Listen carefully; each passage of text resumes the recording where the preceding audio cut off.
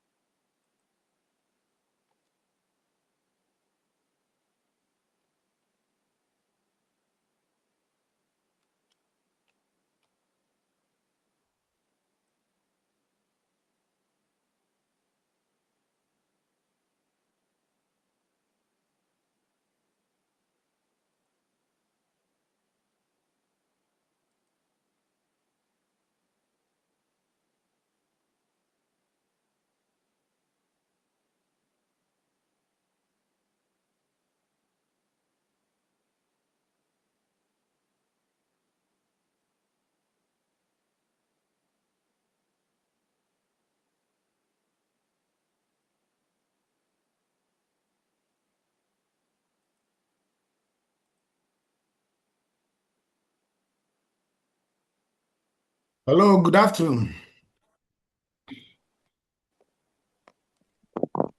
Good afternoon, Doc. We are 15 now. What do we do?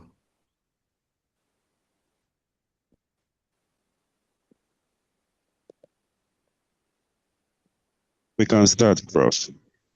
Okay.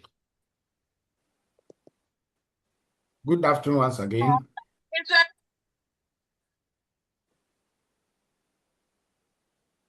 Can we do a little refresher from last session?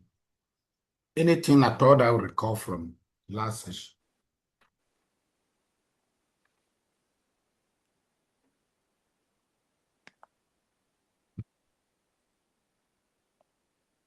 Yes.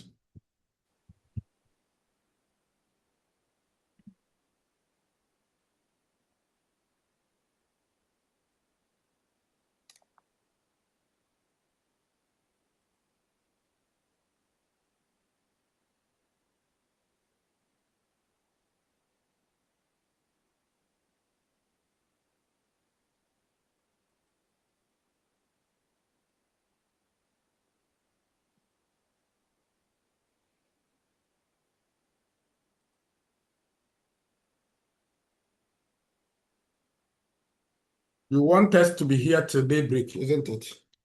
Okay.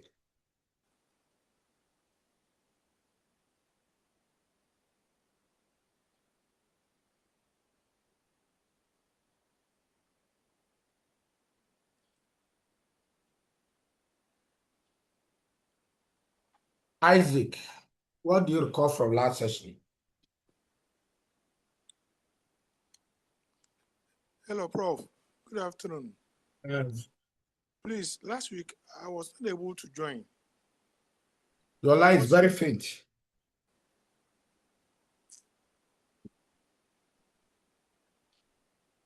Hello, Prof.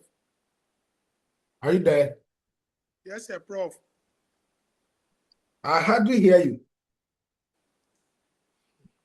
Maybe because of my location. Even I couldn't join last week. Ahinakwa. The line is very, very faint.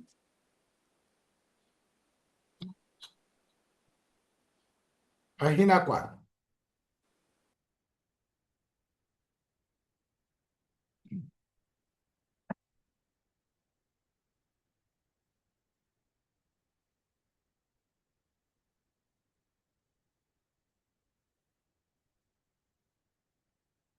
Ayuba.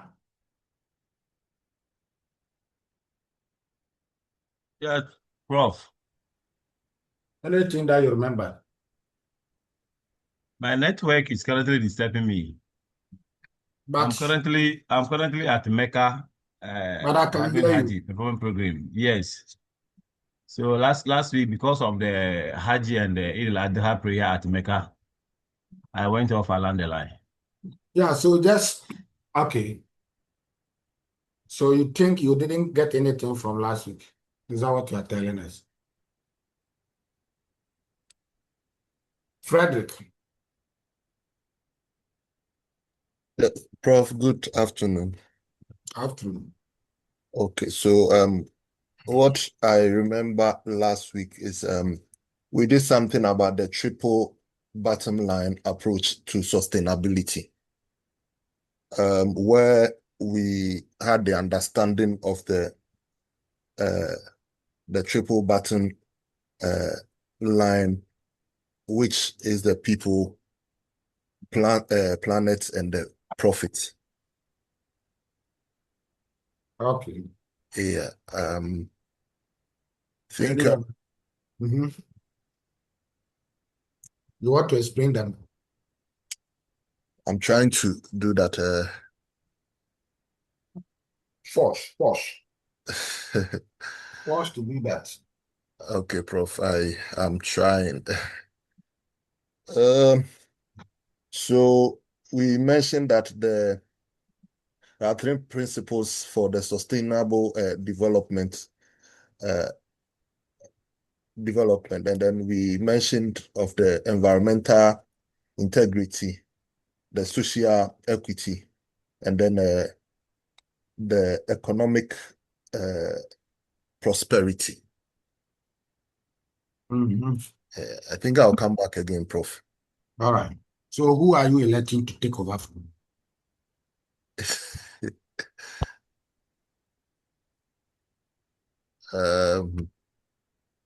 Let me check the names here. No, Prof, there is Miriam here. So Miriam, where is Yeah. Miriam? Let me continue. Frederick. Okay, so Okay, Mimi. Mimi, let me go. okay, I think I'll go and then I come after you. Okay. So say the triple button line. So it's and profit. People in such a way that the company should treat its members well, fair wages, good working conditions, and how it has social impact. The plan is going to do with the company should reduce waste, pollution, and then damage to nature, as in taking care of nature in return. And then the last P, which is for profits, the financial parts. The company still needs to make money to survive and grow, but profit should not come at the cost of people or the planet. Thank you, sir. Okay, Miriam, where is he? Okay, sir. So I'm switching from the triple bottom line to the role of green HRM resource management in overcoming resistance to transformative green behaviors in organization. So the little bit I took home was that resistance to change is like it's a primary barrier that is preventing green HRM practices. So for transformative green HRM behaviors should take place, some examples that I know is like reducing energy and resources consumption. So for instance, ways by which you can reduce energy is maybe when you are in an organization and maybe you have closed from work. The last person leaving the office can turn off all other electrical gadgets.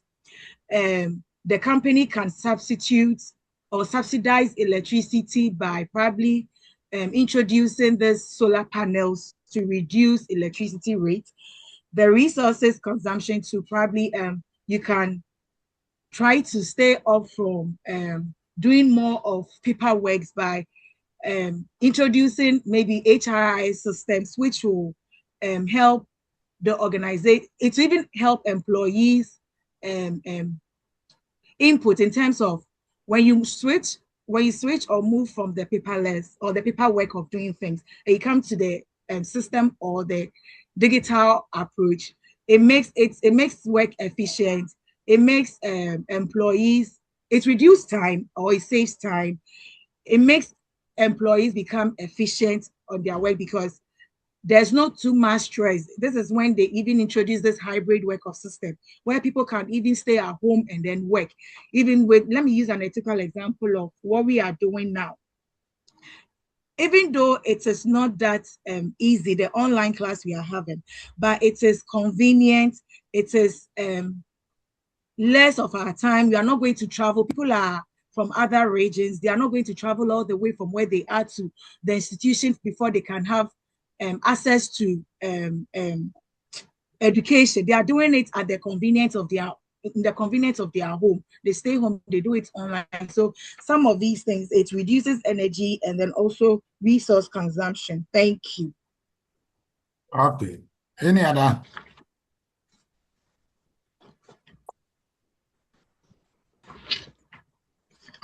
Esther Sian.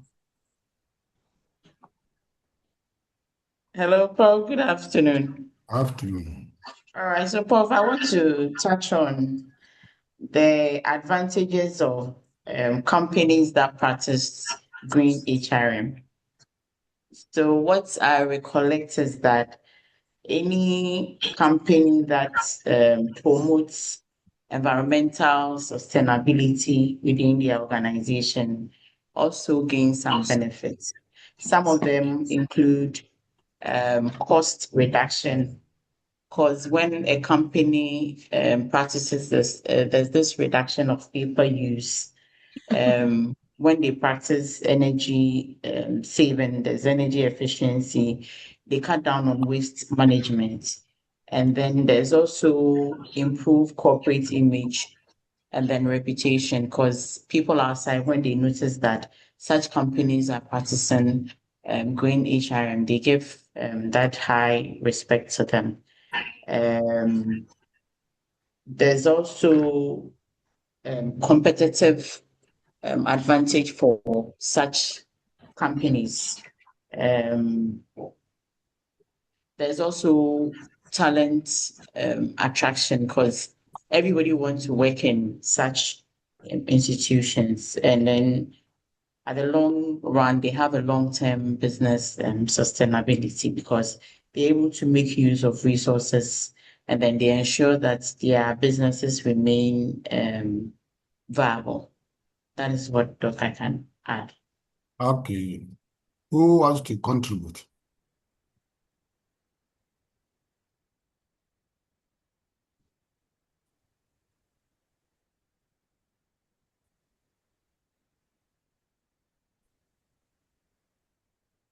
Yes.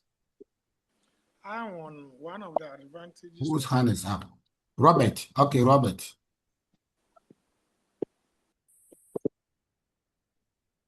Yeah, thank Robert, you. go ahead. Yes. So I would like to touch on the green compensation and rewards, where we are saying that it's a system where an organization links their employees' performance or their incentives to the sustainable goals that have been set within the organization, or let's say environmentally responsible behaviors. And this is one of HR's key strategies or sustainable strategies that they've put in place. So you are just aligning employees' performance with the organizational sustainability goals. And you do this to get employees on board with the sustainable goals that have been set or put in place by the organization. Because we mentioned earlier that the employees are the drivers of the sustainable goals. And we also mentioned that the rewards shouldn't, or the compensation shouldn't just be in monetary or let's say financial terms. It could just be like a way of recognition. We also went ahead to talk about Grace giving an example of a company where they are given a seed to plant, and then at the end of, like, let's say a period, you're supposed to kind of give account of the growth or how your seed germinated and into what plant, or let's say like the actual seed you had, like the actual plant you had after the months of nurturing your seed or trying to grow it. And then we spoke about designing the compensation structures that reward sustainable behavior, whereby we are saying that we have to integrate the sustainability into our performance evaluations. So that's the organizations putting the metrics of this sustainability metrics into employee performance review, whereby your KPIs are defined and they incorporate sustainable indicators, let me put it that way. So whereby there's a bit of energy efficiency or waste reduction.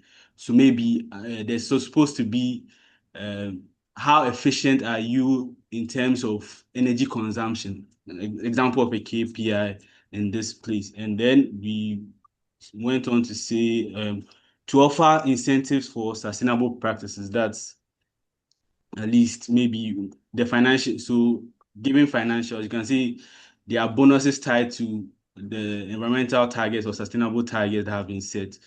For the non-financial incentives, you can see maybe for the first quarter, Robert was the most green employee, and then they have like a citation or an image of you shared around the organization. And yeah, so that's what I have on this, please. Thank you. Okay.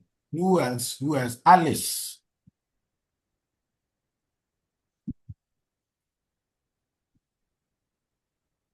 Alice.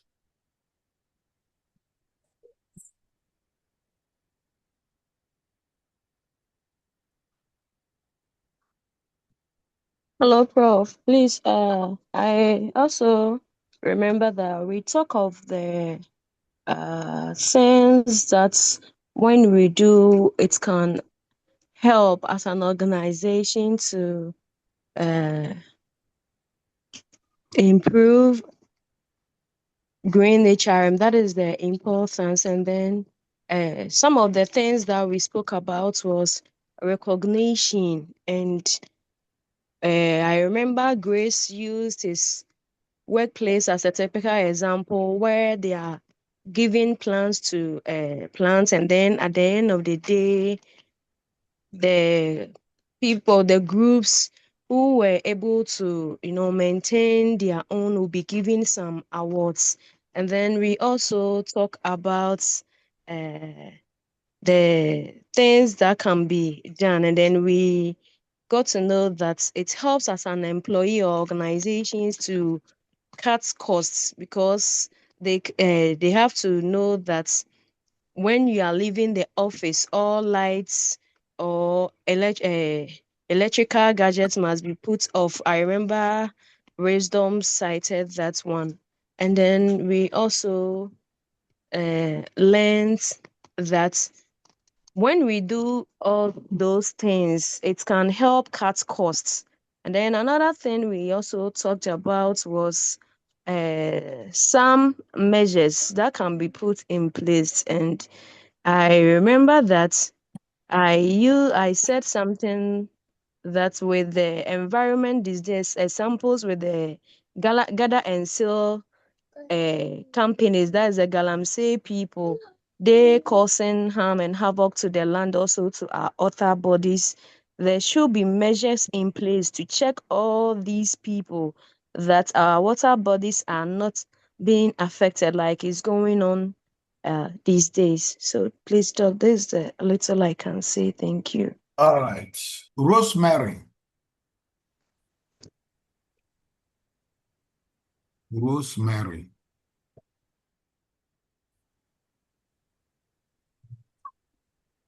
Hello, Prof. Go ahead.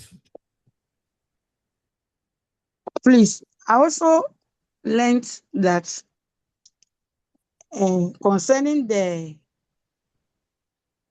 behavioral aspects, in case an organization is not trying to achieve its results based on the employees being reluctant to change, we can as well organize award system to motivate them in one way or the other, and which at the same time will also attract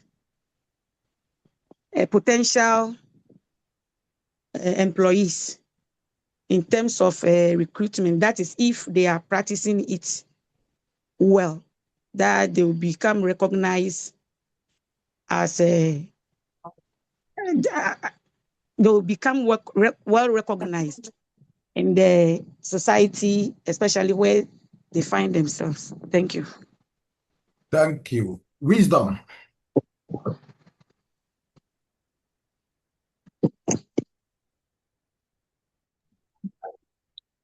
No problem.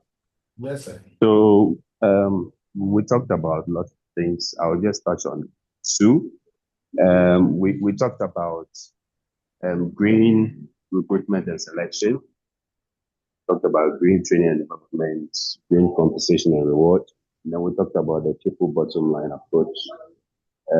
So speaking about the recruitment and selection, we talked about the integration of the sustainable development goals in the recruitment and selection processes, where the company or the organization tries to do away with, hard copy paper process or manual process of recruitment and selection by adopting the digital processes.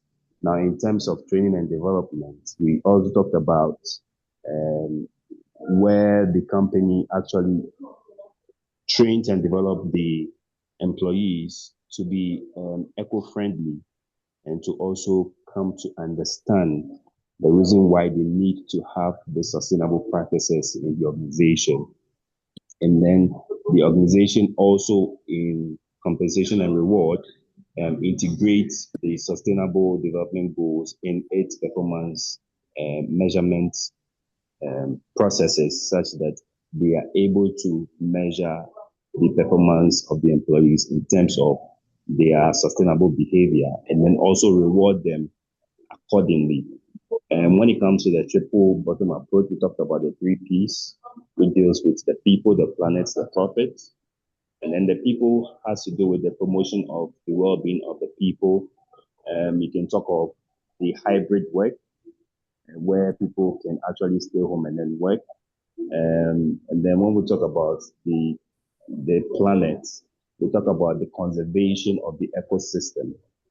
And then when we talk about profits, we're referring to the company not only focusing on profits where its operations has a negative impact on the organization, but being sustainable minded, such that it's able to report on its sustainable practices and its reduction in any form of carbon emission, and also adapt green or eco-friendly practices in the organization while ensuring their profitability. Thank you. Naomi. Yes, Prof. Yes, Mama. Please, I will talk about green training and then development.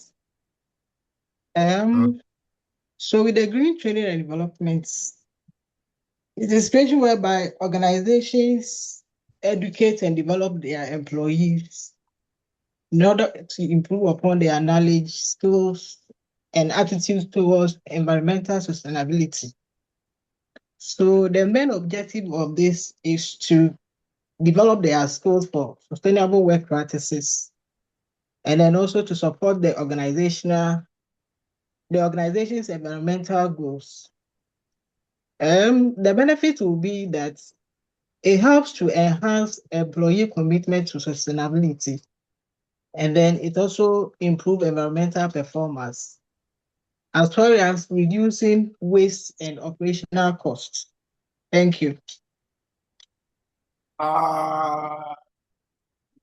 Jessica.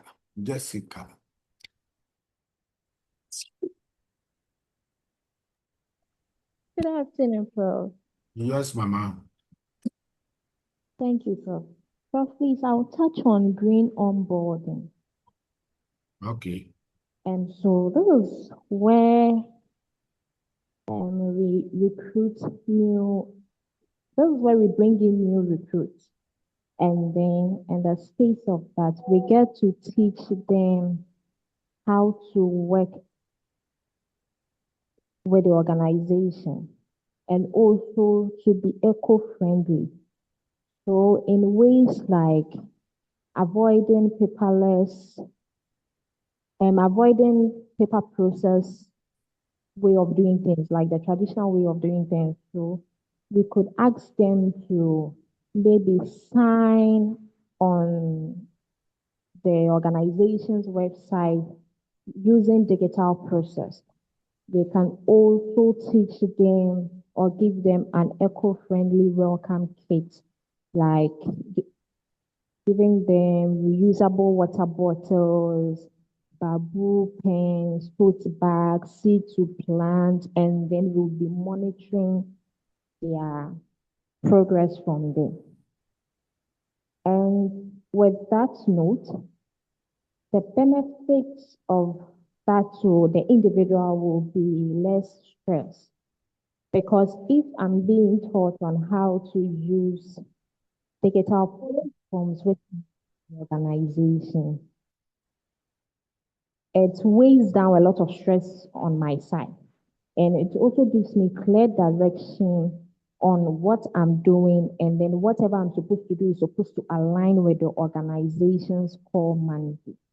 Thank you. So that's all I would like to add.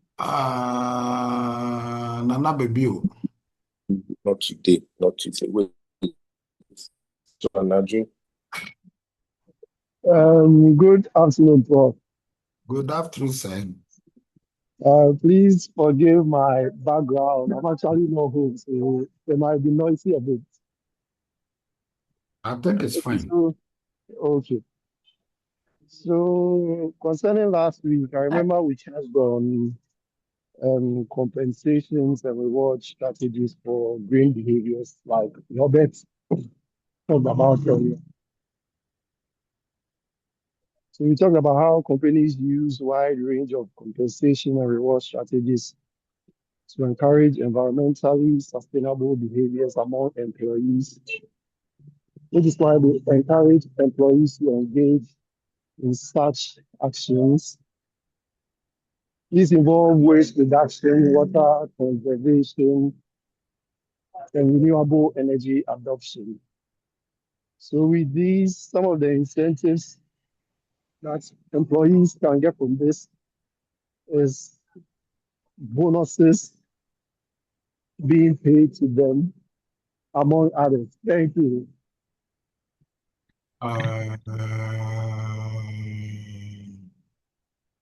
Has Sarah spoken already?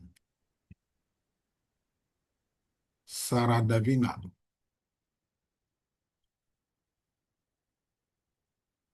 Is she there? Prof, yes, please. I just joined. My network was bad. Okay. Anything that you recall from last session?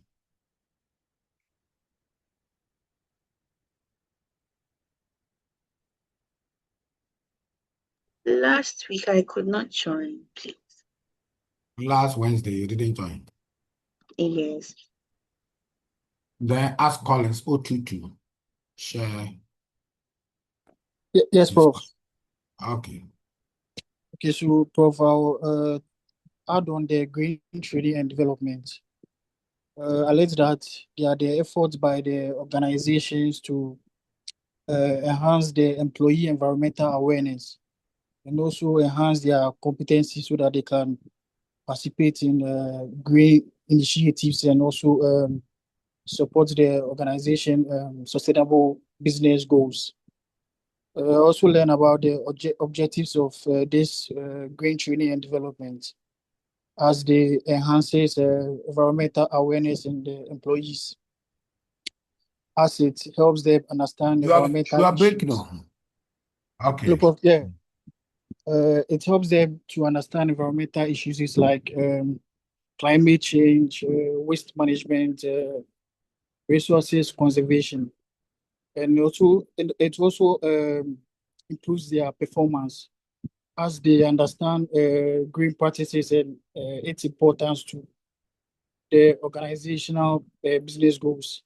It also encourages green behavior as the employees develop eco-friendly behavior such as recycling, energy conservation, and reduces paper usage.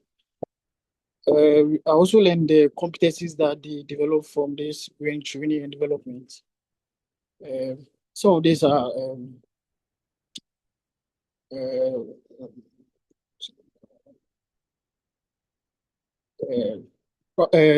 they develop problem-solving skills to these environmental issues. It's like they are able to be innovative and work together to bring about green initiatives that fight climate changes, waste management, and resources conservation. It also improve their thinking and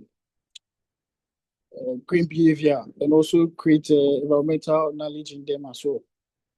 Thank you, Prof.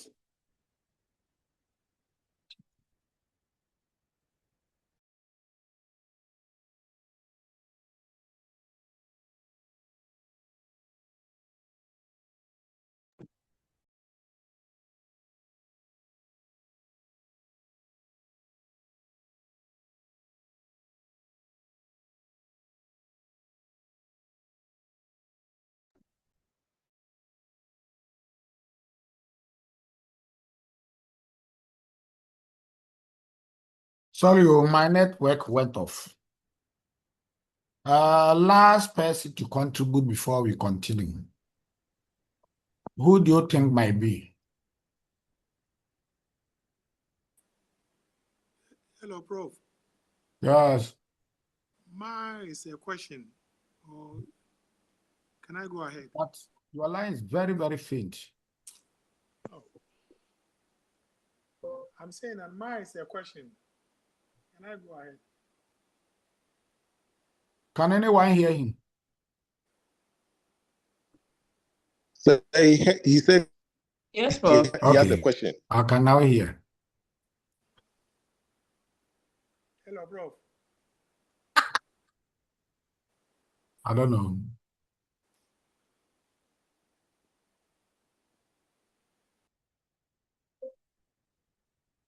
Whilst positioning yourself, Yuranda, can you make your contribution? Then he will bring in his question.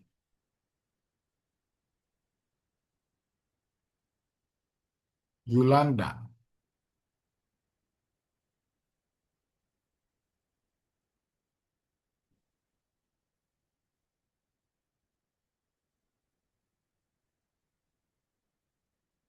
Where is she or he?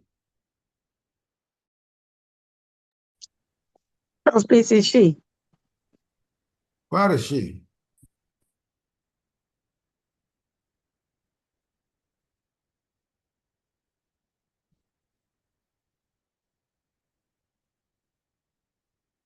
She's always missing in class contributions. Who is that person? Do you know her?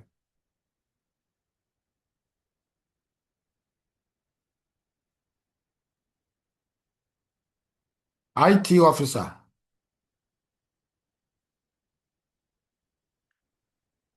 Who is IT officer? Or is the host? No, Alice is the host. Who is using IT officer?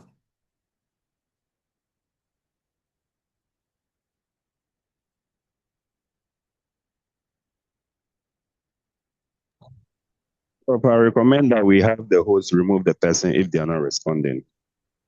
Because I messaged the person to change their name so we can know who the person is, but I've not gotten any responses, so we can do that.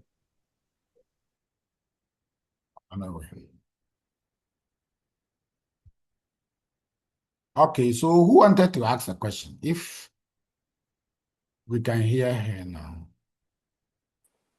Hello, Prof. Hello, Prof. Well, line is very faint. I don't know. Can the others hear him all right?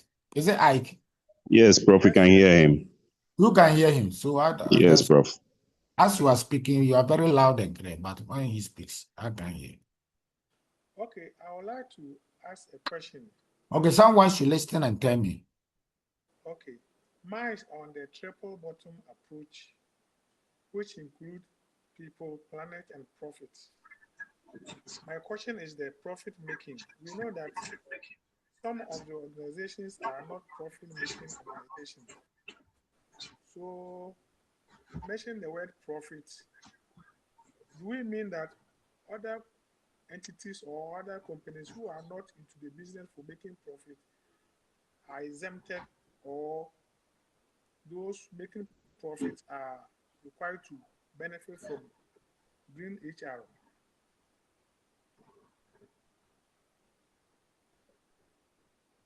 Hello. Okay, Isaac, let me rephrase your question to see if we can all understand. You're trying to say that the triple P approach, which is people, planet, and then profit. Yes. You're saying that there are some organizations which are not profit making, like NGOs and others. Yes. So are they exempt from this profit element in the three Ps or not? Is that your question? Exactly so. Okay. So, Prof, this is Isaac's question. Who can respond to that?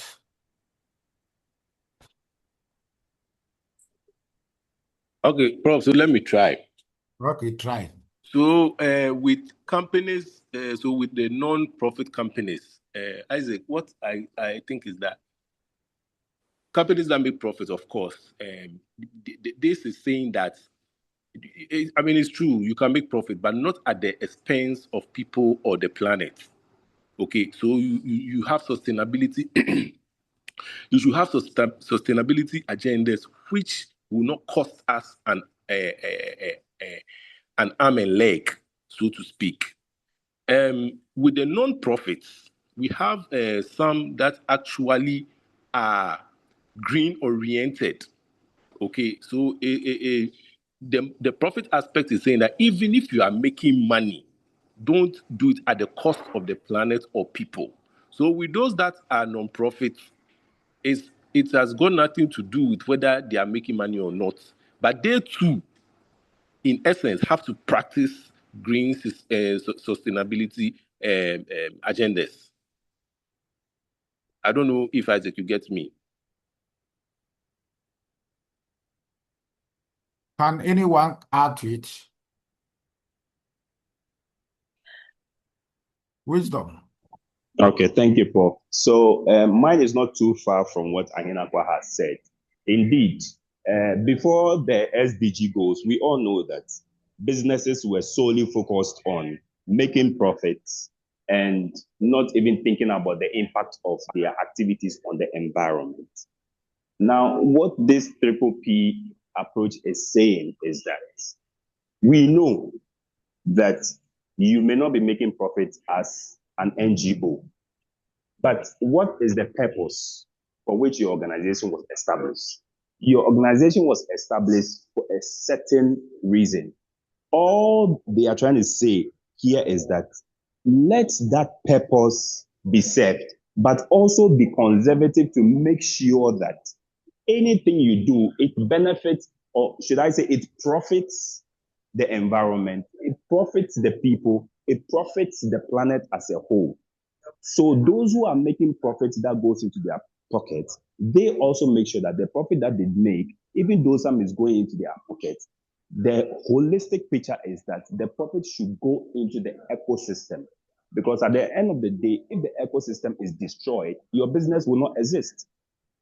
So nobody is exempt from this principle or approach. It is just saying that you are making profit, but be guided so that whether you are making profit or not, you do not impact the environment or the people that you are working with. Thank you. I saw Miriam's hands. So where is Miriam? Sir, Prof, please, I'm here. It was just about Isaac. I was also not hearing, so I was thinking he could probably text us in the chat box so that you read and then maybe we give responses. Thank you. I wasn't alone. Okay, but do you have any contribution to the question? Now that you have heard it. Please, they've said it all. I'll repeat it to me. I wasn't hearing them, so I want to hear it from you. Because Sir, the please two let of me go us, and come back. because the two of us Sir, you couldn't let me hear. So you are my friend because the two of us couldn't hear. So I said, okay, now you will listen to the responses coming, then you will tell me. Hey. Sir, let me put my pieces together. Let me put my pieces together. All right. Can anyone add to? Who can add to it? Okay, so now the two contributors have done justice to the question. Over and above that, in business, there are various aspects of business indicators. We have financial indicators, we have economic indicators, we have management indicators, we have marketing indicators. So, for instance, one of the contributors rightly said that non-profit organizations still have aims, goals that they want to achieve, and they still operate. So, financial-wise, they also don't operate at a loss. They also prepare what they call profit and loss accounts. That is income and expenditure, where they will have surplus or they will have excess of expenditure over income or surplus of income over expenditure. So they are also not operating at a loss because the expenditure that they are incurring in operating the business should not be more than whatever revenue that they raise for their operation. So even then, they are still not operating at a loss. So their profit is called surplus. So even though they are non-profit organization, in terms of financial wise, they are also enjoined to make sure that they do not operate at a loss. Secondly, when you come to economic wise, as one of the contributors rightly explained, when we talk about profit, we are merely saying benefit, not money. So the benefit that we derive from operating the business must outweigh the expenditure or the cost. So when we say the cost, we are looking at the disadvantage. So in simple terms, economically, when we say cost and profit, we are referring to disadvantages and advantages. So that disadvantages to a business is the cost, and advantages to the business are the benefits. That is why we have cost-benefit analysis. So when economics are doing cost-benefit analysis, they do not analyze only money. They also analyze time, experience, opportunity costs. They analyze all that when they are doing cost-benefit analysis. So that is economic terms. Then management. Management also align with economics. When management are talking about profits, they are still talking about gains, the gains that they derive from operating. So if even it is non-profit organization, what do they gain from running the non-profit business? So even if they have a goal or objective to achieve, once they achieve that, that is their gains. So some non-profit organizations can be operating without meeting their goals and objectives. And then we are saying that they are not profitable management-wise because they are not achieving the objective. So the operation is not gainful, it's not profitable. So in management-wise, when we say that this person is useful, this person is important, then we are saying that this person is profitable. So the resources that are profitable, simple means they are useful. Simple means they are important in the sense that they are able to help us achieve our aims. So NGOs or non-profit organizations, however, they are not working for profit. They are working for certain goals and aims. And once they achieve those gains, then we are saying that they are profit to the society. Then they are beneficial to the society. That is the essence. Does it make sense?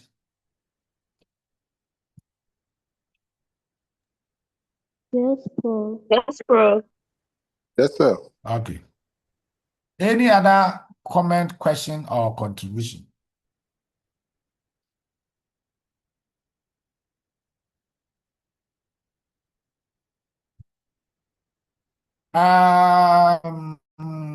What is Yoruba or Yoruba?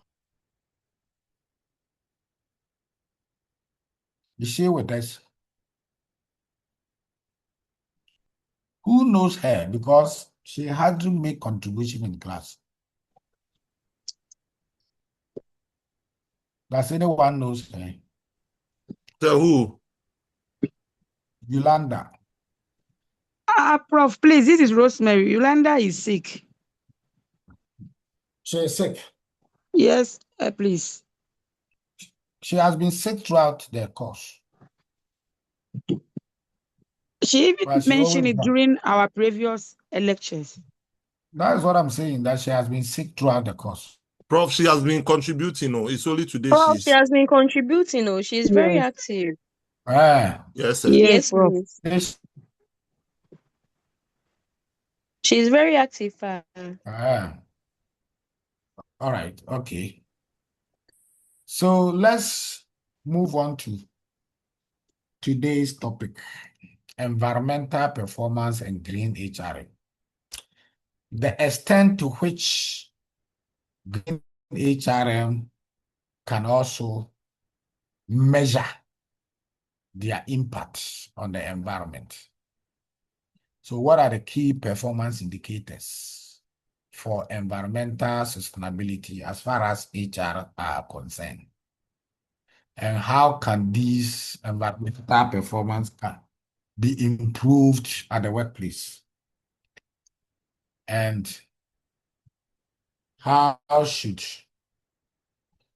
HR, or what role should HR play in monitoring and reporting on sustainability?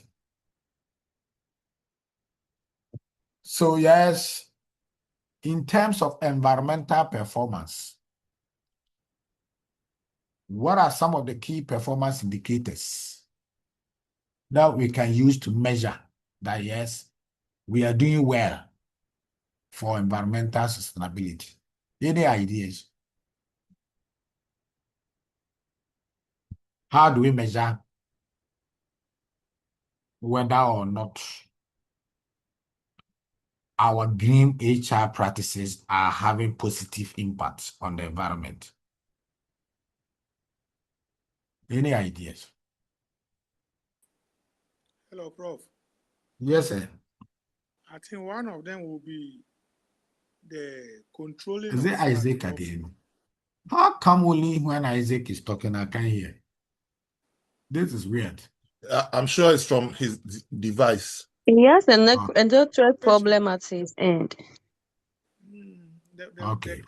But some people hear him loud and clear. That is my word. It's not loud and clear. It's the same as you hear, Prof. Can I Okay. go? Can I go ahead? Yes, stay here. Stay as you are. Then go ahead. Okay. I think one of them will be flood control or controlling of flooding. Mm-hmm. So, Flooding. Mm-hmm. yeah.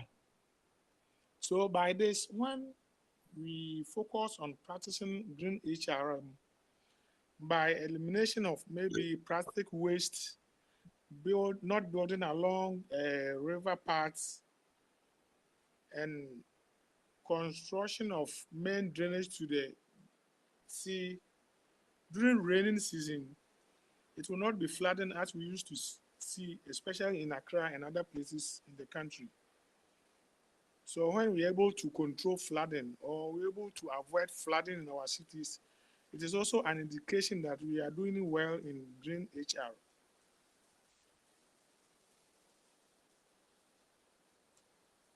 Hello. Okay.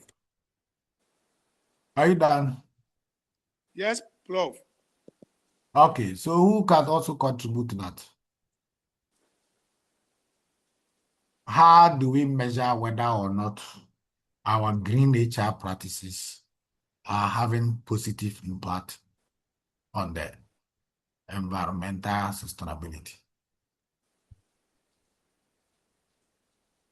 What are some of the indicators? What do we want to see that we are really doing well in terms of environmental sustainability?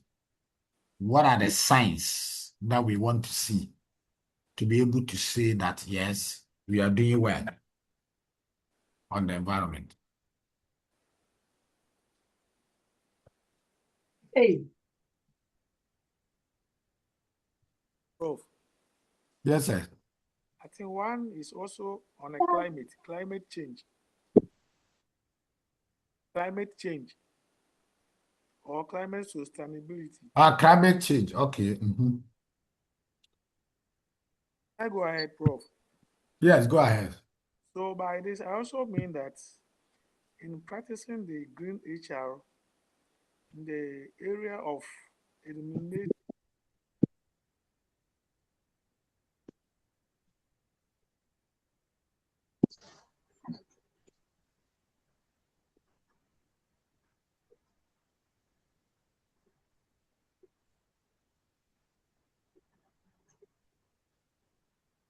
Is it done? by avoiding burning of bushes, throwing of unnecessary plastic waste, emission of emission from cars, and if these are all controlled, we are able to avoid negative climate change. That's what I can say.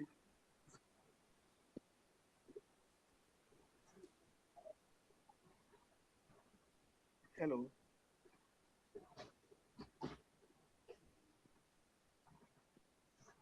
Hello, sir, I'm done. Oh. Okay, Miriam.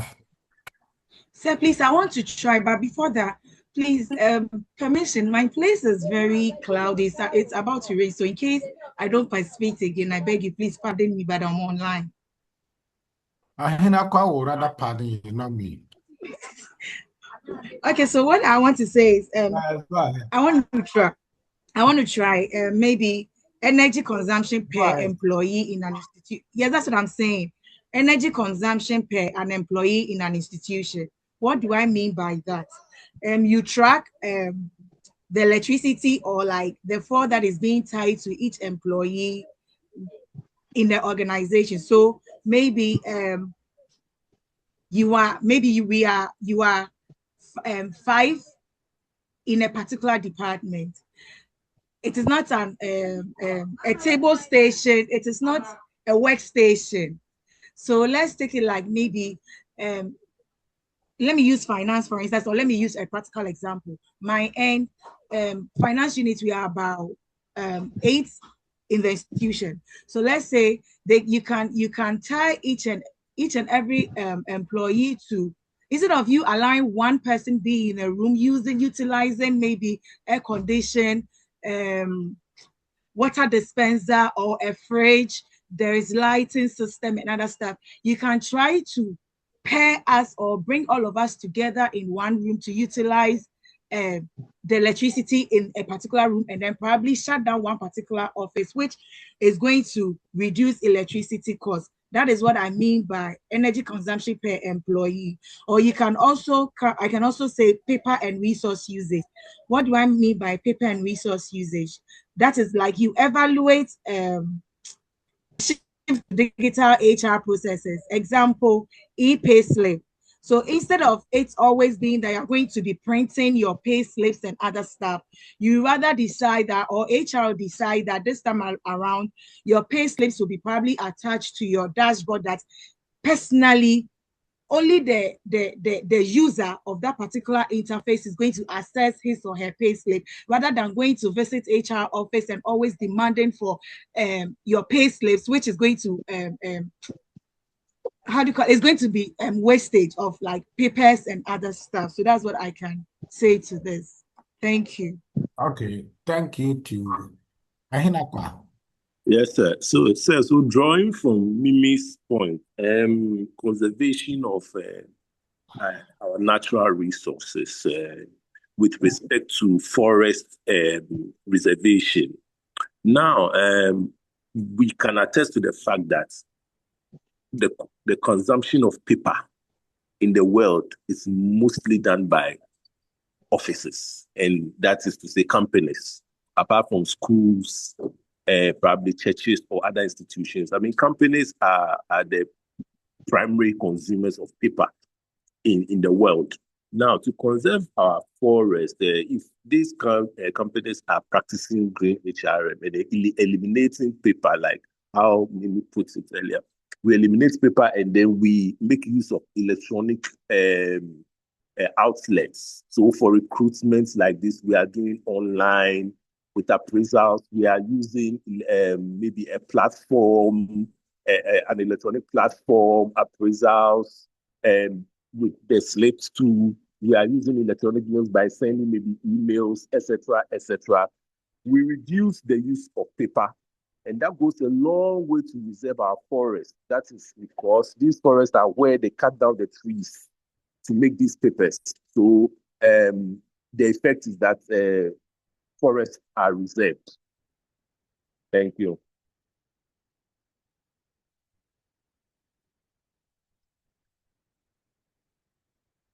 Hello?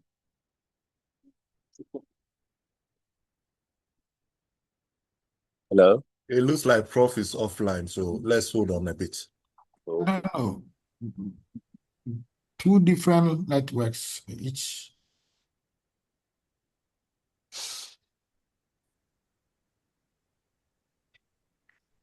Frederick. Yeah, Prof. Go Yes, I wanted to add to what Mimi said earlier on about energy conservation, and then the paper usage. So I'll tackle the energy conservation first. So when organizations or HRs introduce the hybrid type of system of working in their organizations, it will also help in reducing the energies that we use in the offices. So mostly like some people will be working from home. We do a schedule that some people work 3 days at home and then 2 days on site. That one will help for the company to reduce the usage of ECG or whatever it is, and then it will even make them more profitable by reducing the cost of that energy that they are using. The second part being the usage of paper. So in my organization, we beside the printer, the centralized printer we use, there is a box that all waste papers are kept in. When we say waste, it doesn't mean that both front and back have been used. But when you print and then there is a mistake, you need to print another one. So we drop those papers in there. But what we have realized is, if I want to print something for my boss to go through before we do the final work, we still use fresh papers. So we can introduce the system whereby those papers that we consider as waste papers, we will recycle them by printing at the back of them for our bosses to go through or make whatever corrections that there is before we do the final work and print on the right paper. So if HRs introduce this system, we can also maximize profit and reduce waste in our organizations. Thank you. Thank you. Who else?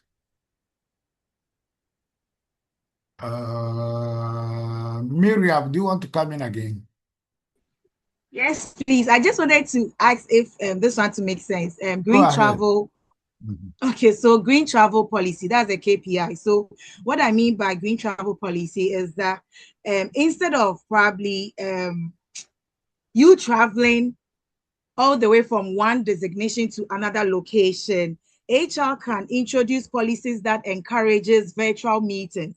So with this one, instead of them traveling to go and have the meeting, they can have a virtual meeting like maybe Teams, Zooms, and other stuff. So you sit in the comfort of your home or your office and not travel, but rather in the comfort of your home or your office to have that virtual meeting. So HR can use KPIs such as green travel policies. Thank you. Thank you, too. Freddie, do you still want to come in, or is a legacy one? Wisdom, go ahead. Yes, Prof.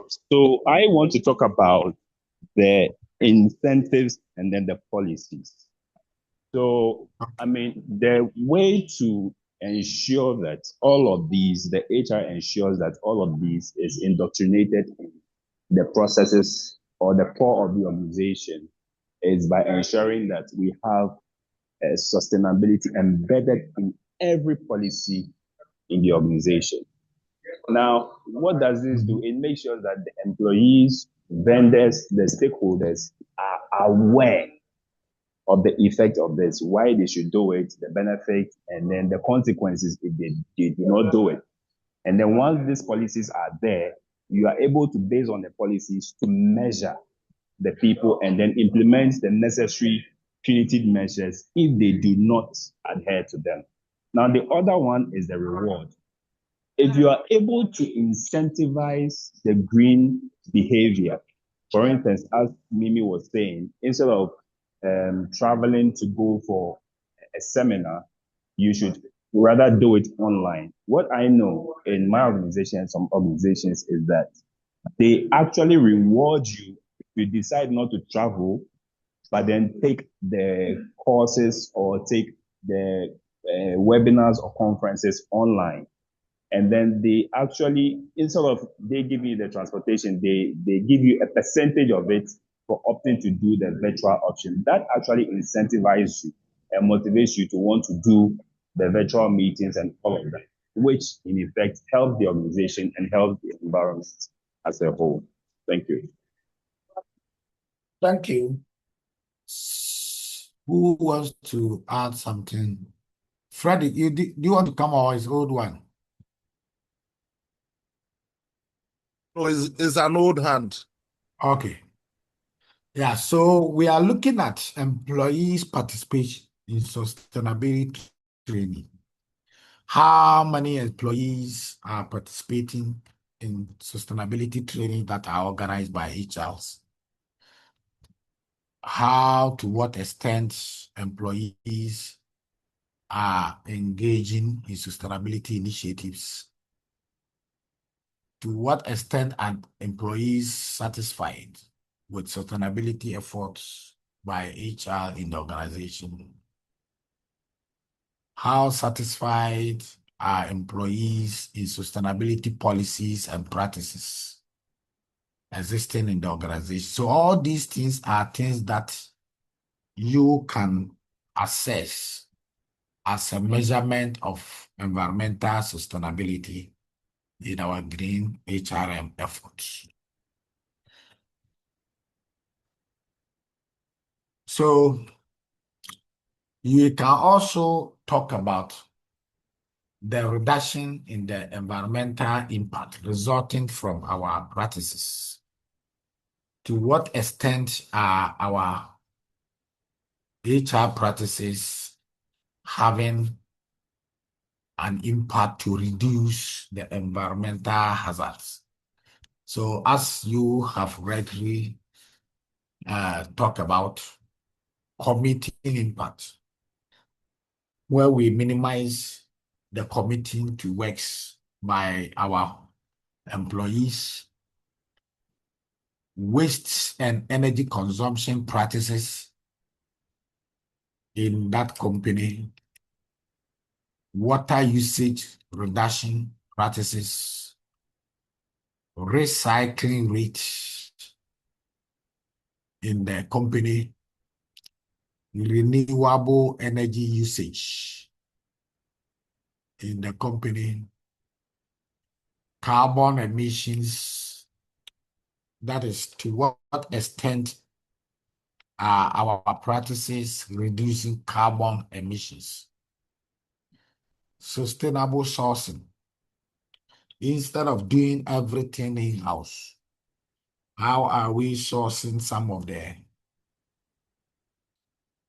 services that we think might have far-reaching consequences on our environment? So we can use all these indicators to measure how we are doing, how well or not we are doing as far as our green HRM is concerned. Now let's talk about how do we improve the environmental performance at the workplace.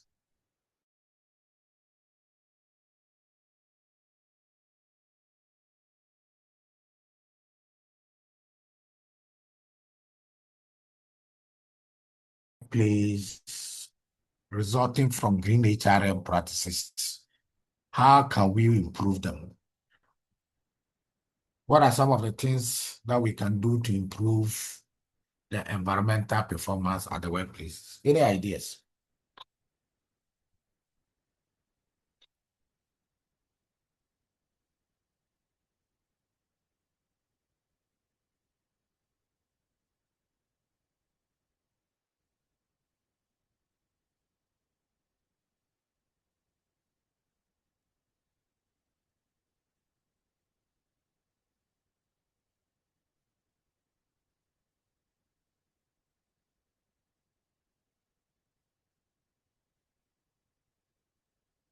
Are we there? How do we improve our, yes.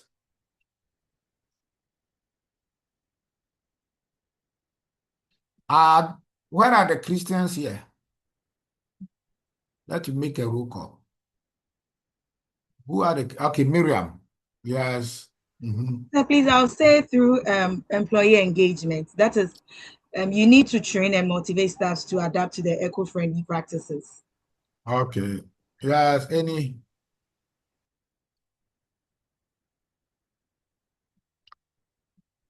I was going to ask about the Christians in this.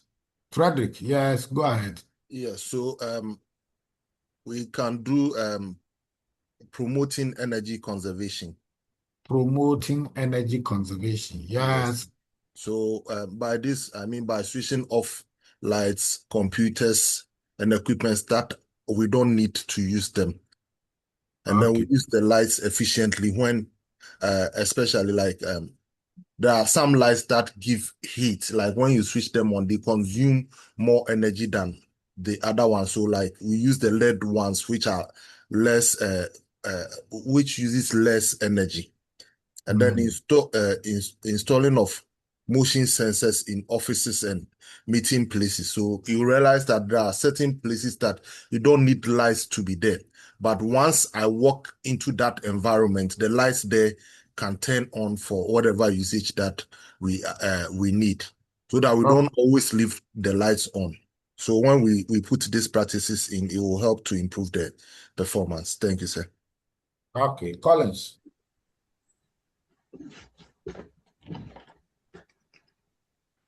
Collins Oak.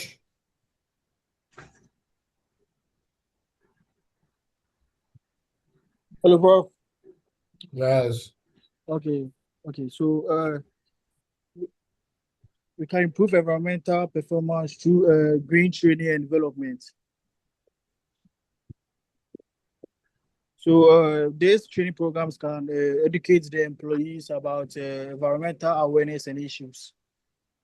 Examples are energy conservation training, waste management programs, environmental awareness workshops and training. And also sustainability development workshops too as well. Thank you, Prof. Okay. Esther.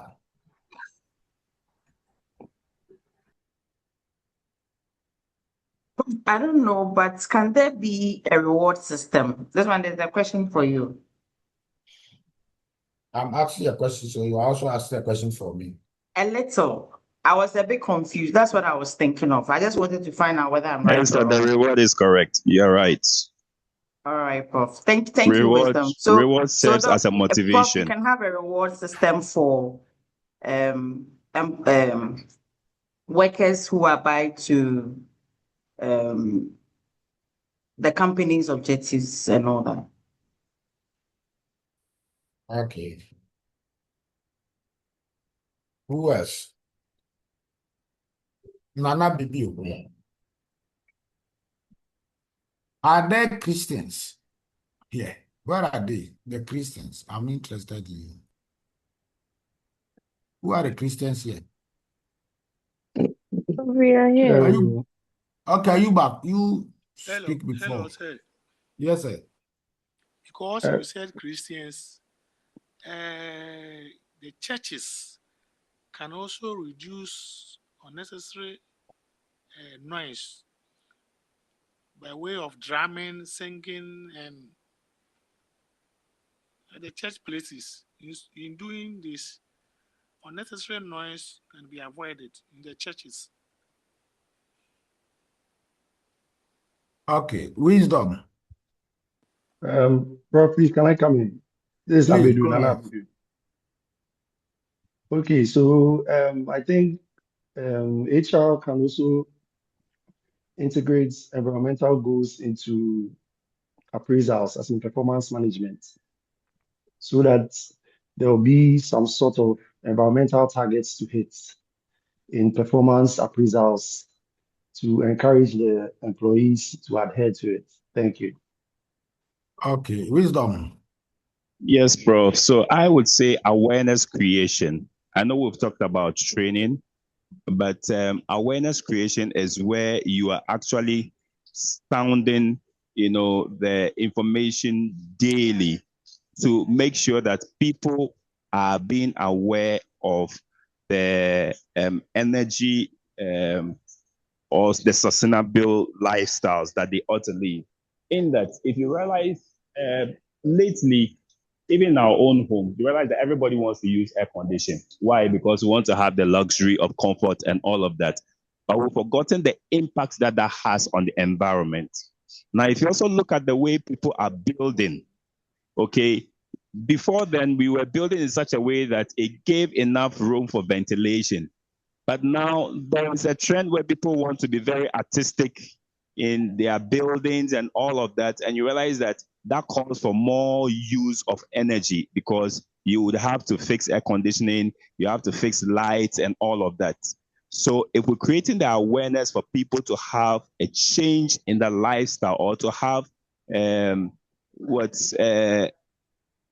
change or a refreshment of the way they do things, you realize that it will have a positive impact and then have a trickle effect on the environment as a whole. Thank you. Okay, Miriam. Sir, please, mine is a question there. Please, can I go on? Go ahead. Okay, thank you. I want to know if this practice also falls in line with improving environmental performance at the workplace. Waste reduction programs. So like maybe HR provides recycling bins, compost stations, and then give clear guidelines when it comes to disposal. Does it fall in line with what we are discussing? Improving environmental performance. Please say that again.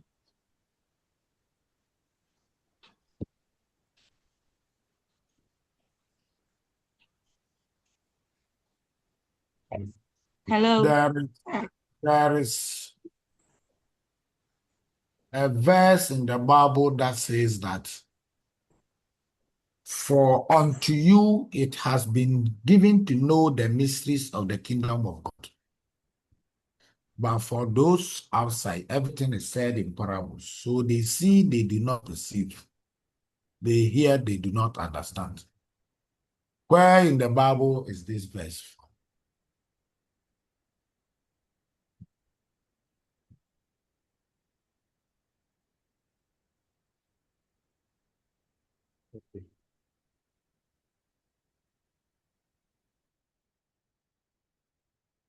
Ahinakwa, you can't tell me that you are not a Sunday school teacher. Ayuba. Okay, Ayuba. Yes, help us. Oh, it's an old hand.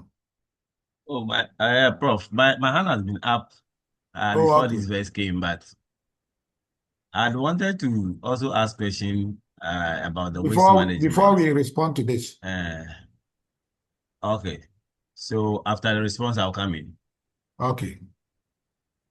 Yes, Collins, O2. During the harvest, you are the harvest chair. So tell us, where in the Bible can you find this? Estacion.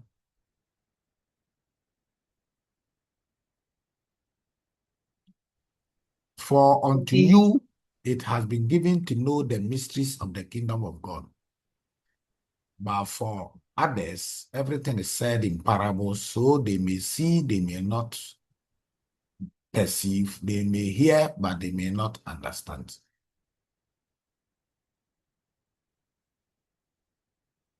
Frederick.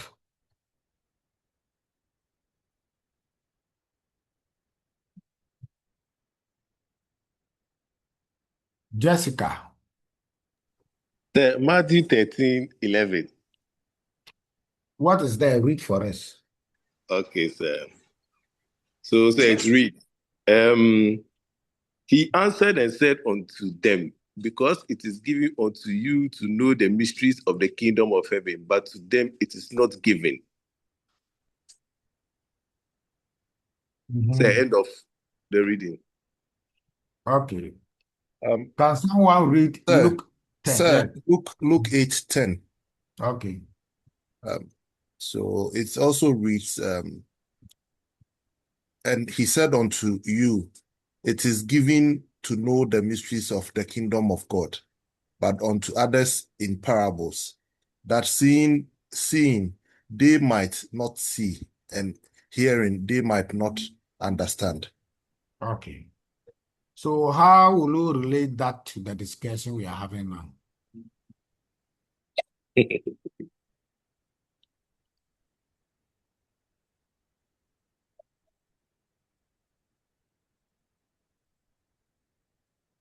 Miriam, how do you relate it to the current discussion? Sir, please, I didn't hear anything. No, it's raining. Frederick, please, can you give me the quotation again? Let me read before I come back. Hold on. Look what? 8:10. Luke 8:10. Thank you. So, sir, I'll be back. No. Hello. Who should take care of your bag for you before you come? Sir Robert. Where is he, brother Robert? Where is he hiding? Robert, where are you? Prof, I'm here. Okay. Miriam says you should take his back. So I believe this quotation came as a result of the question she was trying to ask. So I'll let her rephrase or come again with her question so that we can take off from there, please. All that this quotation is saying that you have been given the slides to read. As we are discussing, it has been projected before you. So if anything at all, are you telling me you can't see what is projected to you? That is all that the biblical quotation is telling us. It's as simple as that.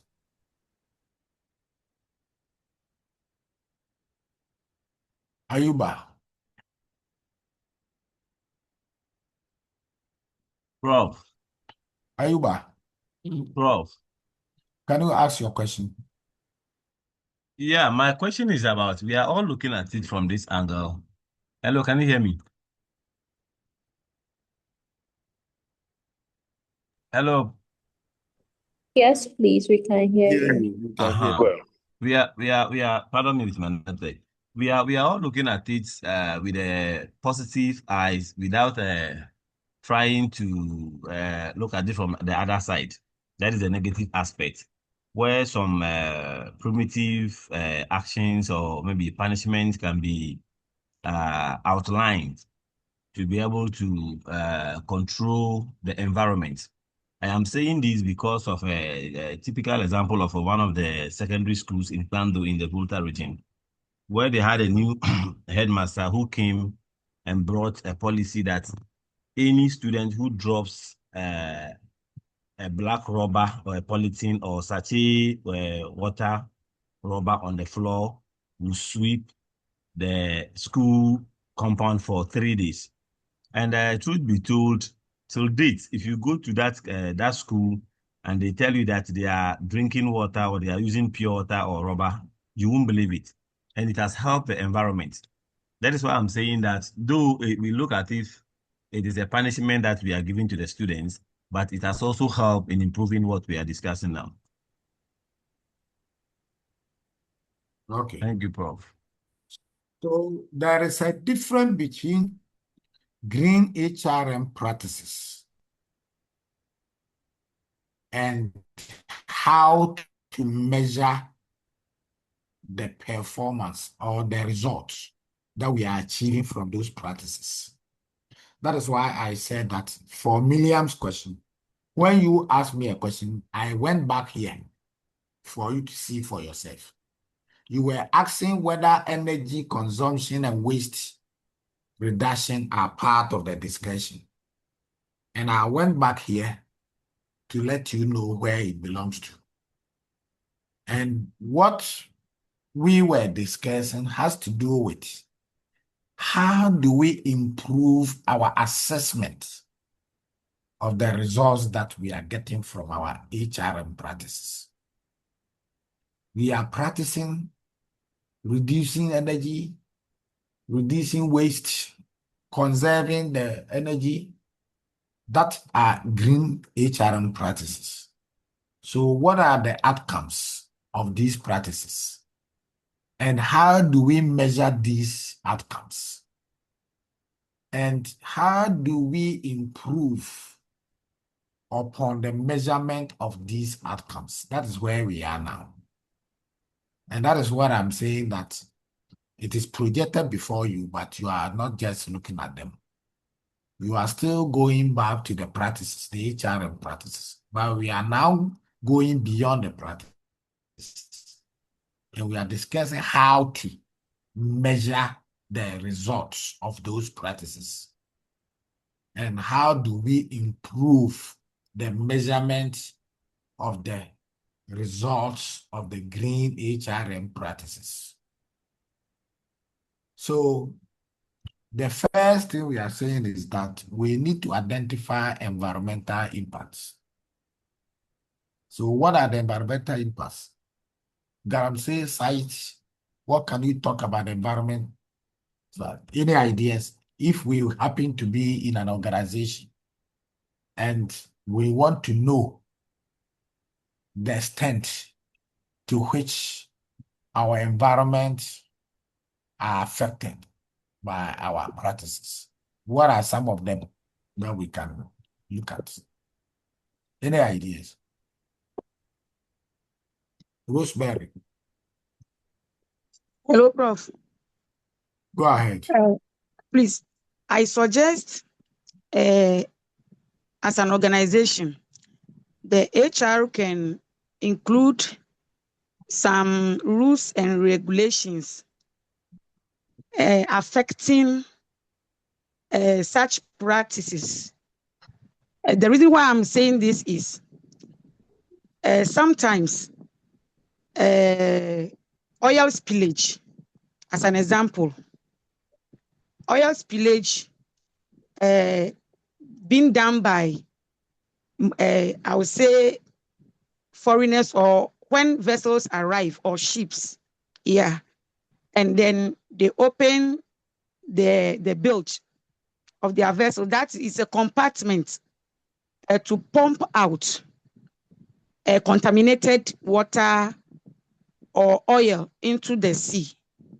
And if such things happens, I think it can affect our aquatic ecosystem bodies. Yeah.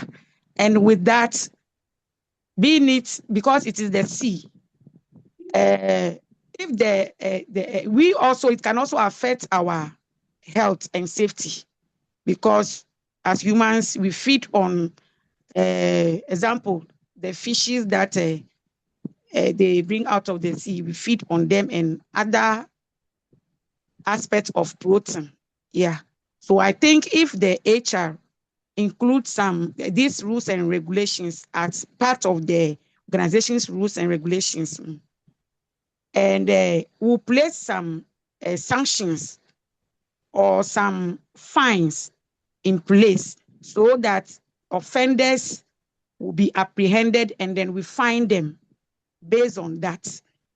I think it will also reduce such behaviors, such negative behaviors, and through that we realize that we are doing well based on the society. Yeah, the organization will feel that they are doing well. Thank you. Ayuba.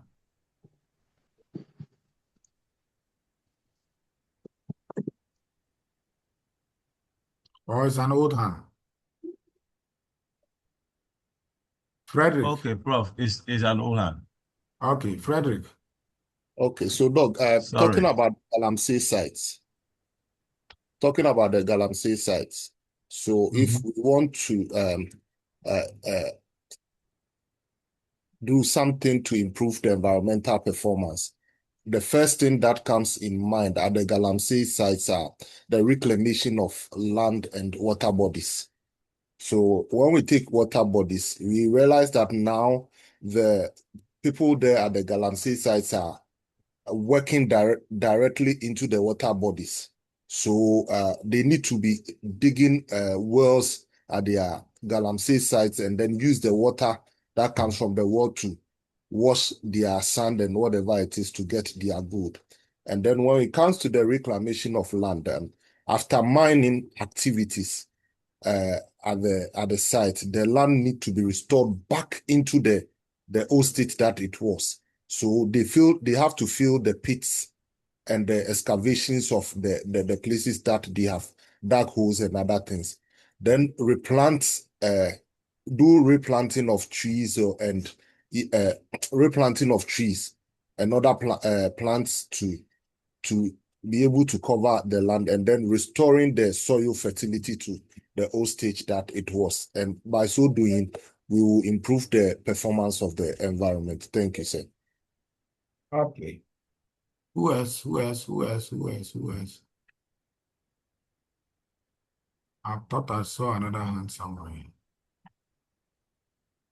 Okay, so you first have to identify what are the effects, environmental effects of our practices.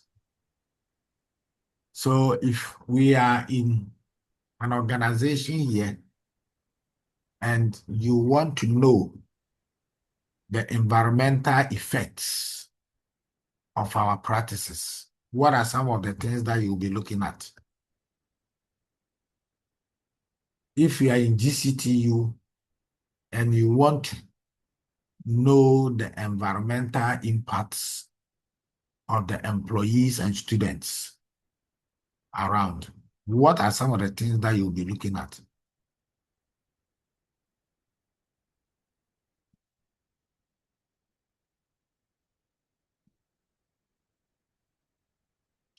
Think.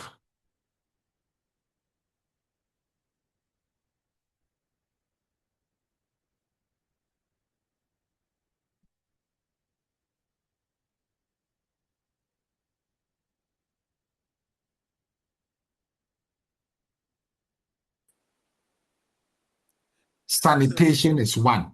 sanitation in every workplace environment. If you want to assess the environmental impacts, one of the things you might want to look at is the sanitation issues. And another is the environmental degradation, the desertification of the environment, whether there are trees and all those things around. What is the ventilation around? You might want to know the carbon emissions around. So when you identify all these, then when you want to measure the environmental impact, then you know that let's go and look at how clean the environment is in terms of sanitation. Let's go and check the toilets. Let's go and check whether there are bins around, waste bins around for disposal, waste disposals. Let's see whether there are trees and flowers around that can produce more oxygen and check carbon dioxide. So these are how you measure until you identify what the environmental impacts are. You will not be able to measure whether those things are being improved or not. You set objectives and targets. For you to measure the environmental impacts, you have to set objectives and targets. What do you want to achieve?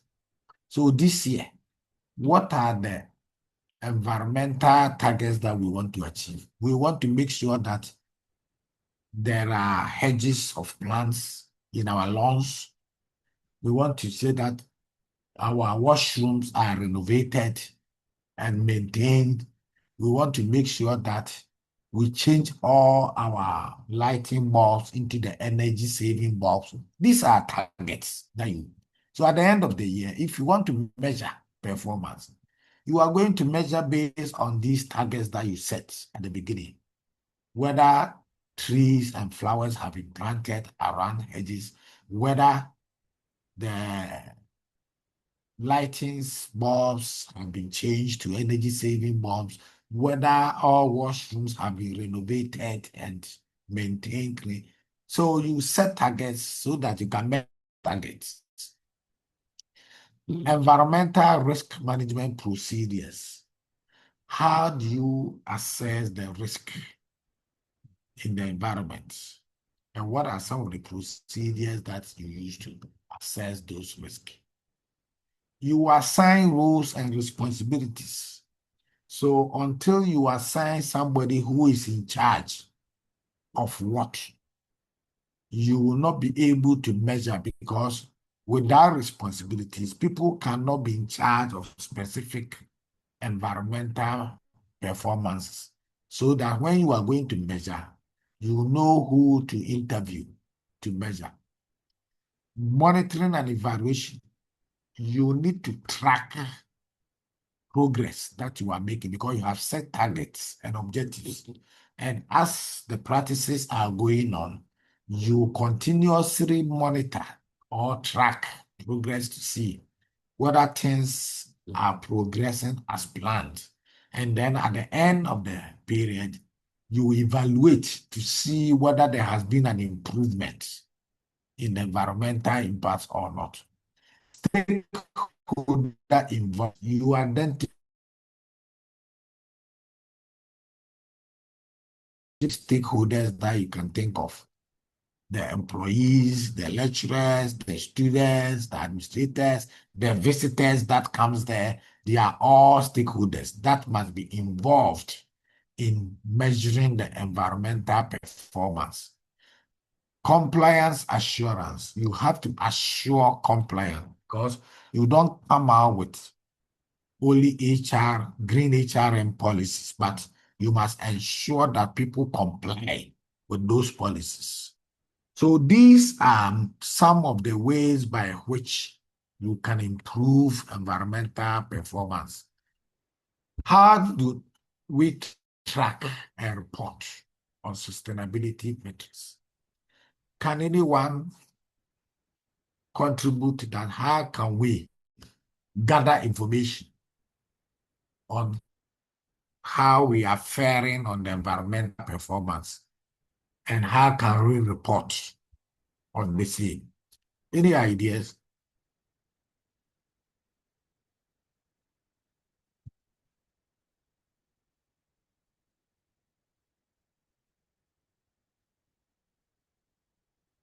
How can we track progress on environmental sustainability? Wisdom. Yes, Prof. Thank you. So I know the ICAG have, as part of their regulations, inculcated sustainability reporting as part of the submission of the report of the audited financial statement for each organization. So in there, they have a portion where you have to report on your sustainability measures or the measures that your organization is taking in terms of sustainability. So practices such as this actually would help so that organizations would know that now it is a regulatory or statutory requirement for them to report on their sustainability measures or practices in organizations. Thank you. Okay. Any other? Alice.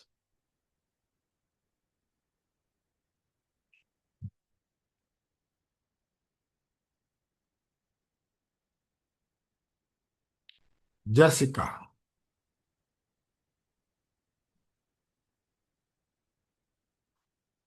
I'm just seeing Patricia Moa. Welcome to the class. Thank you, Prof. Any ideas about the role that HR can play in monitoring sustainability issues and reporting on the same?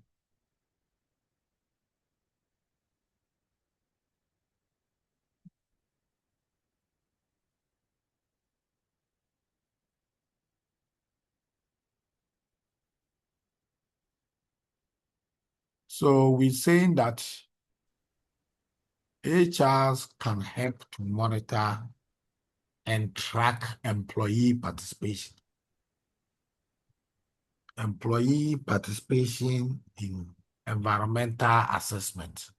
So it is not only managers, HR managers that will sit in the office and monitor how we are assessing the environmental sustainability, but we must involve employees around. We need to also see progress of diversity and inclusion goals. So HRs can also monitor to what extent are we including people with diverse interests, backgrounds, aspirations, and then include all stakeholders that matter in the environmental sustainability issues. HRs can also monitor and track the effectiveness of green HRM practices.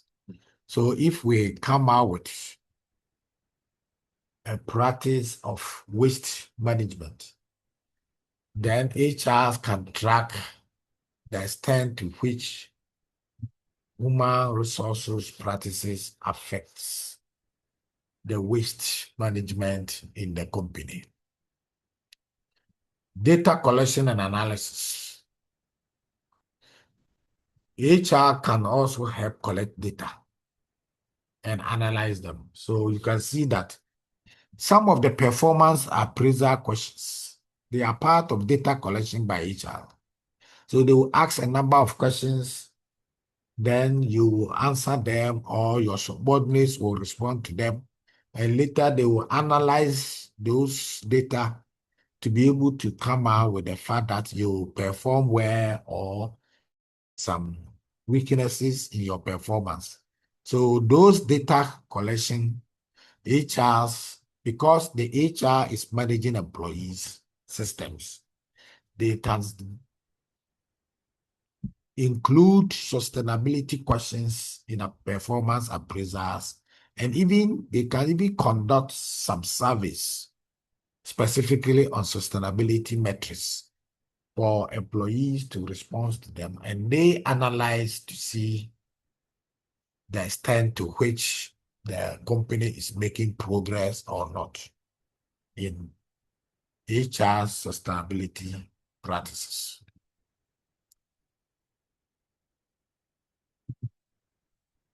Reporting and communication.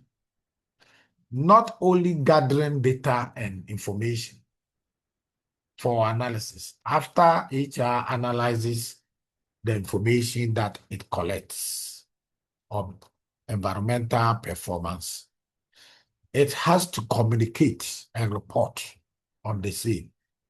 So in terms of reporting and communication,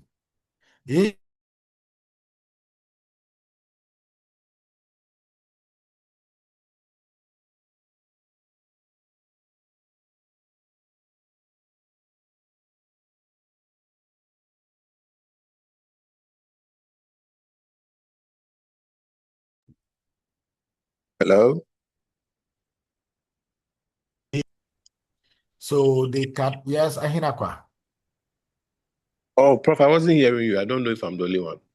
Okay. Do you all hear me? Yes, please, we can hear you Yes, now. Prof. We can hear you. That was from my end. Sorry. All right. There is also what they call transparency and accountability governance reporting system. So HR can help report on the achievements on sustainability in the company, today's transparency and accountability systems. Last but not the least, HR must learn to communicate to key stakeholders, regulators, our employees, our investors, our shareholders. So during our annual debate, during our staff meetings, HR must make efforts to communicate the progress that we are making on sustainability metrics to all stakeholders in every forum or forum.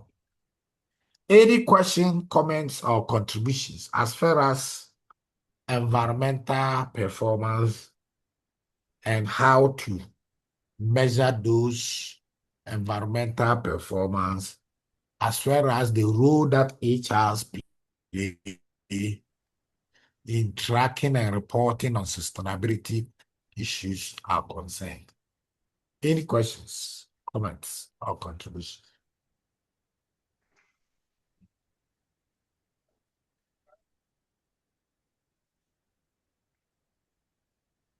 It is 4:16. When do we have our break?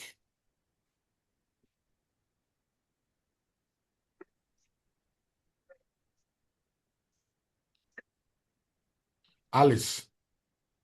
Prof. Is this a question that I should wait for you for 5 minutes? No, please. It has skipped me a little. That's why I was quiet. Let me quickly check the timetable, please. Check. You can also ask your colleagues here. They are all here.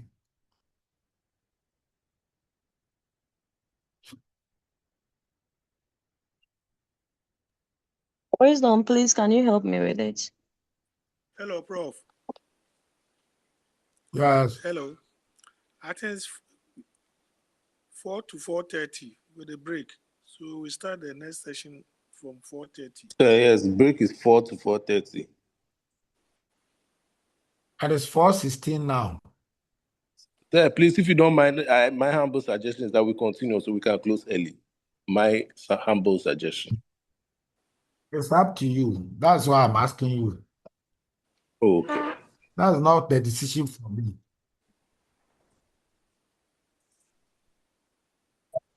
Let's proceed, Prof. The weather is not so good, so that we can finish early and then. Is that a consensus? I agree, sir. Yes, please. Yes, Prof.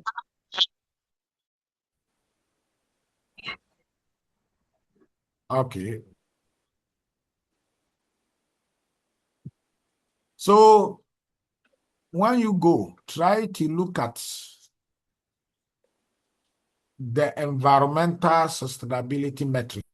When we say metrics, we mean indicators that HR can help in its data collection and analysis for sustainability performance in organizations. What are some of the indicators? What are some of the things that HR can collect and analyze to show the sustainability performance in organizations?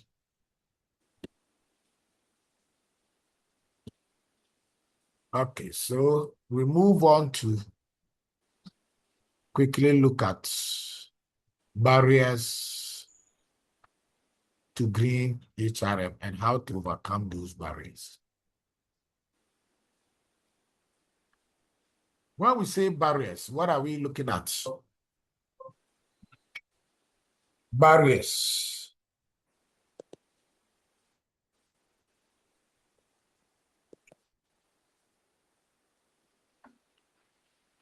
Prof, can we say resistance? Hello, Prof. Pardon? Can we say resistance? Resistance. Yes. Yeah. Any other? Limitations. Limitations. Miriam. Yes, sir. Impediment. Hello, Prof. Yes. We can also say impediment or setbacks. Impediment. Setbacks. Patricia. That frustrates. That. Prof, I would say hindrances. Yes. Hindrances. Okay. Bars. So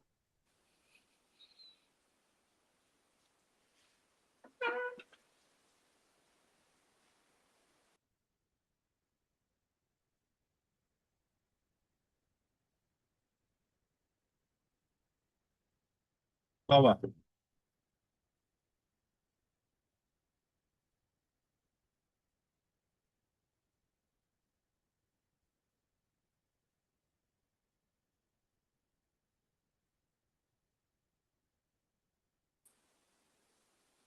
Hello. Hello.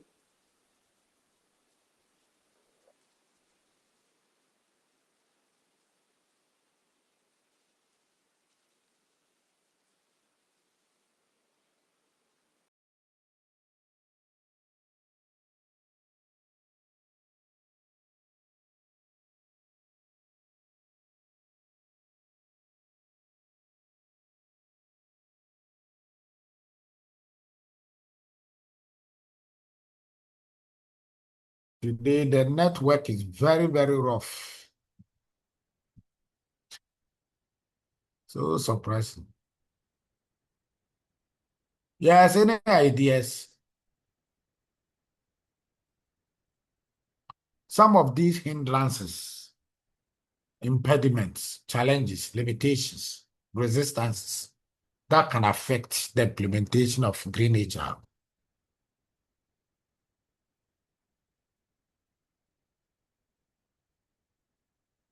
Are we there?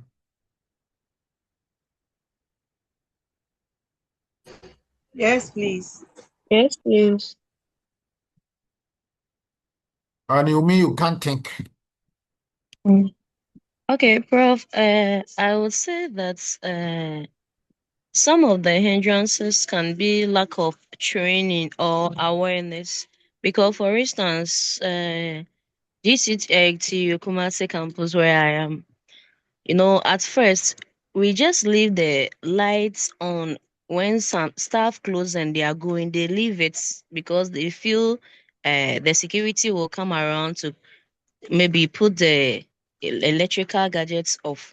And then sometimes too, some people will just go to the washrooms and then the basin tap, they just leave it. Sometimes either I don't know whether they forget or, but at a point, our head was always on us that we make sure we put all electrical gadgets off before we leave the office. And at first we felt, oh, like Oha, that is how we felt. But I didn't have any idea that it was a green HRM that he was trying to make us apply at the office. And then at the repro, sometimes you just leave A4 reams there after printing. And sometimes when it rains or something, then all the A4 sheets are being spoiled just like that. The arrangement wasn't done properly, but anytime the accountant comes around for audits, you'll be complaining, arrange them, do this, do that. So I would say with time, we got to know that when you are leaving the office, you have to put them off, because when a director or our bosses comes around and you're not in the office and the AC is on and the light is not on, you'll be questioned. So, or you'll be queried. So with time, at least, even if you are going out to buy food and you are on break, you make sure your AC is off before when you come back and you want to put it on, you do. So I think lack of training, and then by so doing, when the people are being given the training, they will practice it. But when they are not being given, then it becomes a barrier. Thank you. Patricia Amwa. Hello, Prof. Please, I would say that sometimes there are not enough funds. We all know that to implement when it comes to green HR, you would need people with specialized skills and then certain technology to start. So normally all these things are expensive. So it becomes, in as much as organizations would want to transition to some of these things, they don't have enough funds to come up with some of it. So money is most of the time a major challenge that they face. Okay. Yes, any other? Ahinakwa, yes. Yes, sir. Issue with management. Okay. When management that is not interested or doesn't show interest in the green agenda, the subordinates also tend not to care because there is no enforcement. That's one. Secondly, management, if they are not interested, will not approve of budgets. They will not do not want to release funds to the effect. So yes, if management is not interested, green agenda is not achieved, sir. Okay. Any other? Miriam. Sir, please, I also like to say lack of employee engagement and training. So when employees are not involved in the process, the environmental initiative that is being implemented, it poses a problem to the organization. That is when they are also not well trained. They are not inclined in what all this environmental sustainability is all about. When it happens like that, when the initiative is introduced, it looks like because the employees are not part of it, they don't practice it. So it becomes a barrier to doing HR. Thank you. Ayuba. Yeah, thank you, Prof. Yes, I want to talk about people refusing to change. We find it difficult to adapt when there is a change. Well, some see green HRS practices as extra work, that they don't want to believe the new things that are coming on board. And they also feel management is imposing the green HRS on them, instead of them to take their time to also learn and adapt, so that the new methods or policies that are coming on board will not leave anyone behind. They always find it difficult to change. Yes, that is lack of adaptability. Thank you, Prof. Thank you. Robert. Yes, Prof. Okay, so I would say that when organizations are not properly structured, like they do not have a better coordination in place to enable them implement these sustainable policies, or how to have an effective green policy, it tends to become a barrier for HR, because as long as there's no strong or willing leadership in place, then the initiative that they have is weakened. So we can say that green HR will work better if the organization has a clear structure. The organization structure is clear, and then the sustainable policies are also aligned or embedded clearly within the structure. It gives defined responsibilities as well. So without this, then it causes a barrier for Nana baby.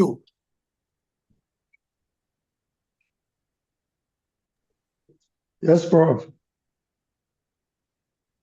So please, I will touch on resistance to change. Normally, what we have experienced in the Ghanaian culture, and even sometimes myself, it's quite difficult to change.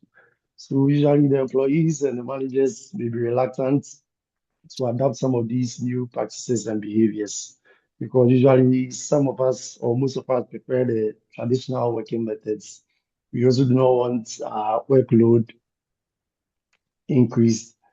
And there's also some uncertainty about the new workload, that's uncertainty about HRM and what it is going to bring.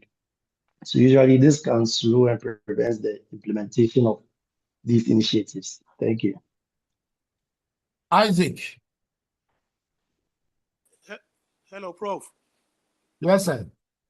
I would say lack of consensus decision by stakeholders. But can I go ahead? Hello, Prof. Hello. Isaac, we can hear you. Okay, I'm saying that I will tackle on lack of consensus between stakeholders in practicing green. By this, I mean, maybe let's say we have 3 individuals practicing green. One is a farmer, one is a market seller. The farmer will be praying that it rains. I mean, the market seller or the stuff seller will be praying that it rains heavily so that he or she goes and throw the waste product into the river. And the farmer will also be praising that it shouldn't rain so that he goes and burn his or her farm for cultivation.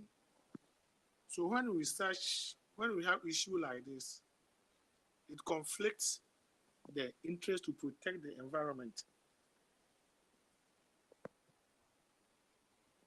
Hello.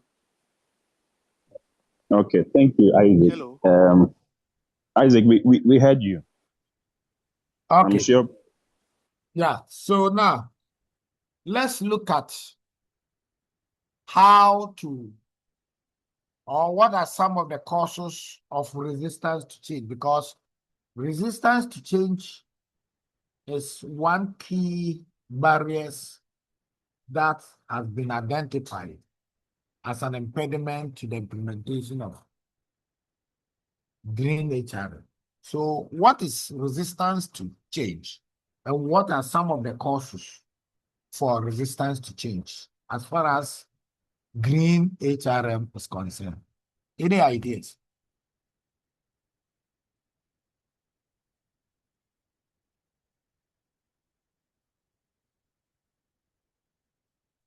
Resistance to Esther. Okay, so Prof, I think that when there's the need for change and the people involved don't get to understand the reason why there must be change, definitely there will be resistance. So I think, be it HR or be it management, if there's a need for change, they need to really explain the reason why there must be change for the people to come along with them. Wisdom. Thank you, Prof. So resistance to change is where people actually do not want to adhere to the need for the change to be implemented. Now, some of the reasons that cause this is the fear of the unknown. Because of lack of knowledge, as the Bible says, for that my people perish. If we do not know what this is or sustainability is and all of that, and we're saying that, oh, we need to practice green HRM, we need to practice green behavior and all of that. Someone is in Abuaben, you know, yeah, as Isaac would have said, this is how we always do it here. So you can't come and bring any new change or bring any new thing. What you need to do is to make sure that you create awareness, educate the people for as long as you can. And even if they are educated, you still need to continue educating them on the need to continue practicing green HRM. Thank you. Patricia Amwa. Prof. Yes, ma'am. I would say that we all know that I can't have this proverb that they say, "I can't say you baby, ako baby." Uh-huh. At the time, no, see you now is very difficult. Mm-hmm. So when something new is coming, it is difficult for people to accept it. Mm-hmm. Like Wisdom said, this is what I am used to. What if I'm not able to adopt what is coming? And then I end up being sacked because this is what the organization wants to achieve. And in some organizations, they don't even train the old employees. They would start bringing in new employees and start sacking some of them because of the new thing they are trying to adapt. So anytime something new is introduced, we are used to a system. This is how things are done. So therefore, it is difficult for us to let go of what we are used to and just embrace what is coming. And that is where we resist to the new thing we are not used to. How can I be smoking for 10 years and then I have to just quit smoking? It's difficult. So habits. Yes, sir. Okay. Behavior change takes time. Okay. Miriam. So please, I'll also touch on lack of trust. Okay. If people do not trust the management or the change process, it will definitely be difficult, or they are likely not to, adapt to the new changes that is coming. So it's like, so why should I? They don't trust management, so why should I, be ready to tune or change myself to the new initiative? So lack of trust. Thank you. Ayuba. Yes, Prof. I want to add by saying that fear and panic, where employees will be afraid and be panicking that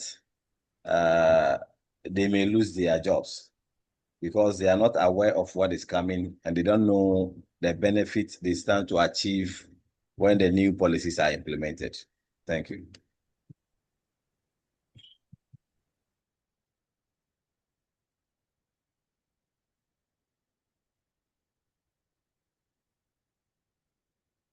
Grace. Hello, Grace. Prof. Atta. Hello, Prof. Yes. Please, sir. Yes. It is raining heavily here with some tenders, so I would like to plead if I can go off for a few so that Who is I talking? rejoin. Hello. Is it I? Yes, sir. Yes, Prof. He's the one. Okay. Go ahead. No, I'm saying that it is raining very heavily here with thunderstorm. So if I could go off My and end here maybe too. My end here too. That is why I'm also struggling to hear sometimes. Very heavy downpour here. Yeah. Okay. So what are you saying because of that? Because of there's a some tenders. So if I could go off and maybe rejoin later. Can someone repeat what he's saying to me? Bro, he's saying that there is a heavy storm at his end So he wants to sign out because it's not having better connectivity. Okay, that is fine. That There's is very fine. ongoing tender striking here. That is fine. That is fine. So, Grace, any contribution on that? Causes for resistance to change. So please, I'll say that usually when people are not used to You something, can also allow the baby to contribute. It's part of the class, so don't worry. okay, so say please, I'll say one resistance to the changes usually when people are not open-minded and Okay. they are stuck to one mindset. It's difficult to bring change. And so Okay. one reason is our mindset that is not Yeah. open-minded. Okay. There are people who are so rigid that they are fixed-minded. So they hardly buy into new ideas. Okay, thank you. Now, let's look at how we can overcome this kind of resistance. We have discussed causes of resistance. How can we overcome them? The resistance to change. How can we overcome those resistance that we are discussed?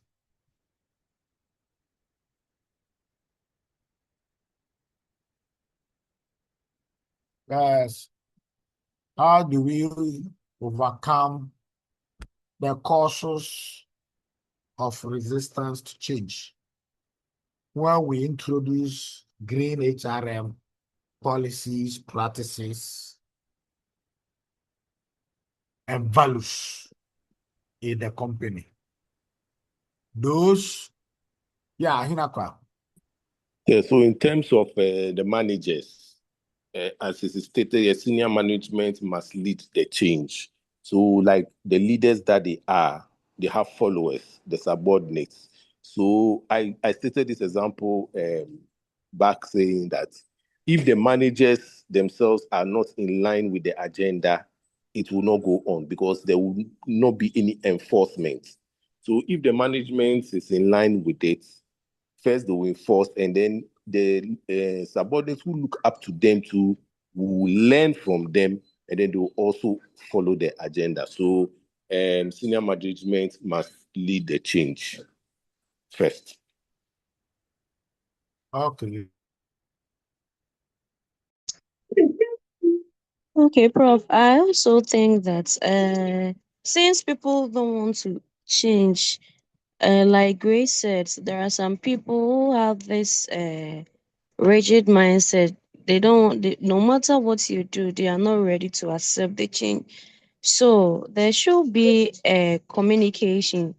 The leaders of the or the management must come down to their level and be flexible to them, communicate to them the reason why they want to have that change, and then the importance that it will bring to them, and then the values or the goodies that will come to them as an organization to help rise their image of the organization. I think when all these things are being put into place, definitely everyone will be willing to accept it because they have the knowledge about why they want to change and then the benefit that they will get. Thank you.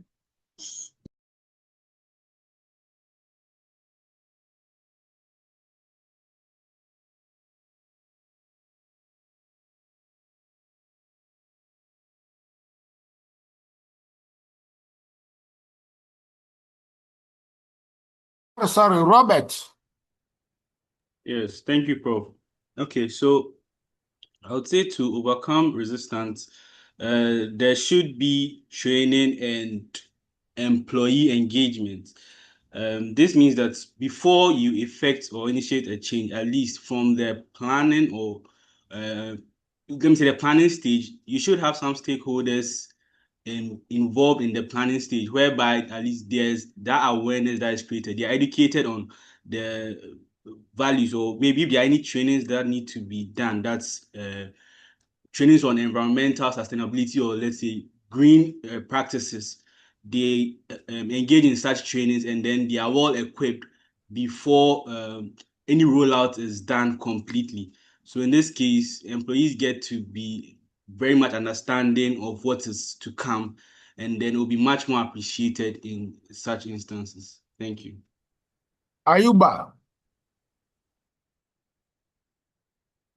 Yes, Prof.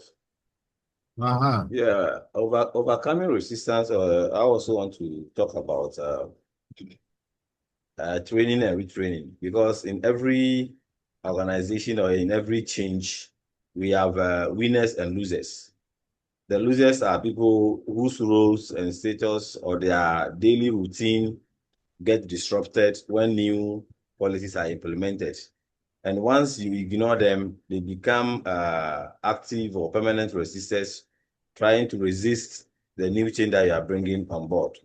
So we have to engage them. We have to carry them along, train them and retrain them, so that there will be a clear communication between the management and the employee, which will reduce the doubt and fear that the employees has. Thank you. Okay. Any other contribution? How we can get over resistance to change? Who haven't spoken? Who is a chairman? Is it Frederick?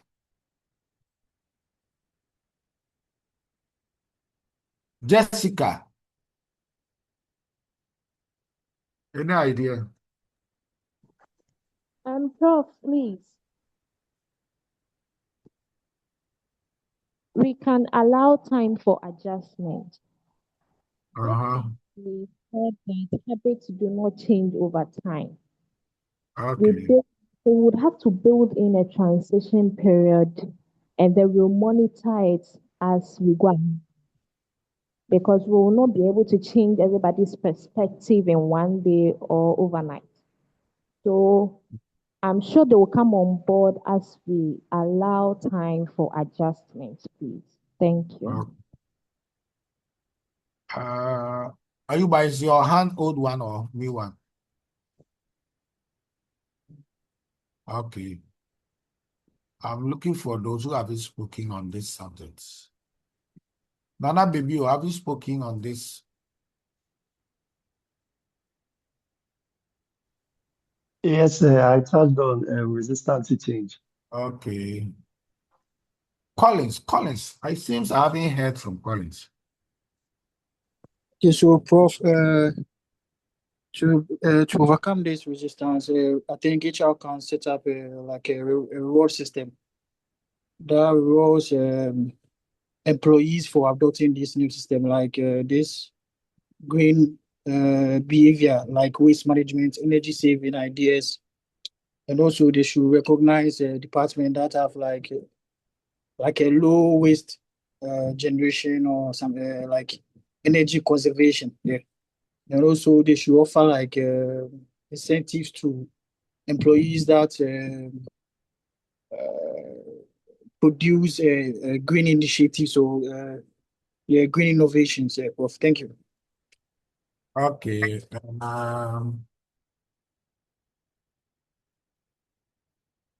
Has Jessica spoken?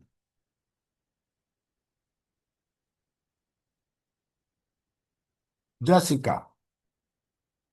Yes, Prof. Yes, please, I have. What about Nana Baby? He has, please. Okay. Alice, have you spoken on how to overcome resistance to change? Yes, Prof, I have. Okay. Hello, Prof. Yes. Yeah, I would like to comment on how to overcome resistance to change. That's development of procedures and practices to equitably address the needs of the losers. my emphasis on the losers. I think they are affected in some way, but they are not actual losers because at the long run, they will also benefit from the practices of the green HR. That's my Okay. comment. Okay. One of the things that I've wanted us to take note is the first point here, champions. There are people, anytime you introduce something in the organization, there are people who may be committed to it. So you will select some people as champions of green HRM who will be at the forefront to mobilize and coordinate the other colleagues to be able to implement the green HR policies that are introduced. So that is very important things to do. In most cases, when you introduce any strategy, identify some key people and let them champion it. And when they are leading their own peers, they are able to coordinate and lead them for successful implementation. So even when some people are uncertain about certain things, their peers who are champions are able to explain them and assure them that no, your fears are not the case. And in most cases, people might have confidence in their peers than the management because they might not have trust for management. So, but when their peers assure them, they are likely to take it. Okay, so now, whilst we are drawing the curtains down, when you go, try to read around the role that green HRM can play in overcoming possible resistance to green behaviors in organizations. So when there is an introduction of green HRM policies and practices in organizations, and there is likelihood that people might resist it, what role can green HRM play to be able to overcome those possible resistance to those changes? What are the main takeaways for the day?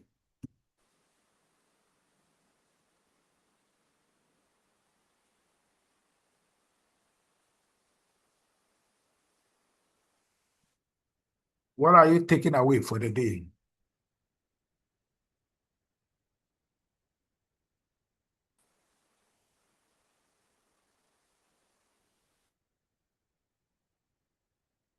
Ahinakwa.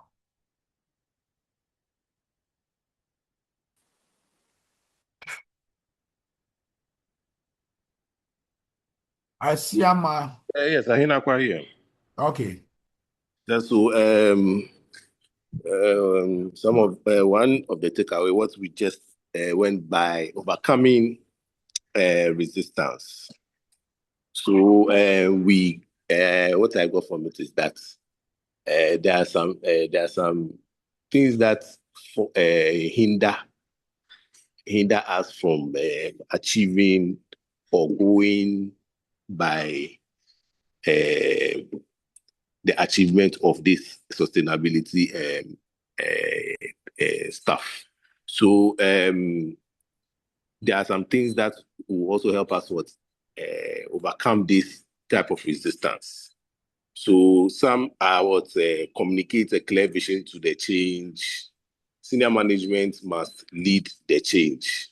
In this case, it's like a trickle-down effect. If top management kind of like accepts the new policy and they go by it, the followers will learn from them and they can affect the change. So the involvement of management is very important because they start and lead the change and the subordinates pick from them. Yes, this is what I got. Okay. Any other? Alice, your takeaway. Okay, Prof. My takeaway this weekend is how I can improve how I can improve or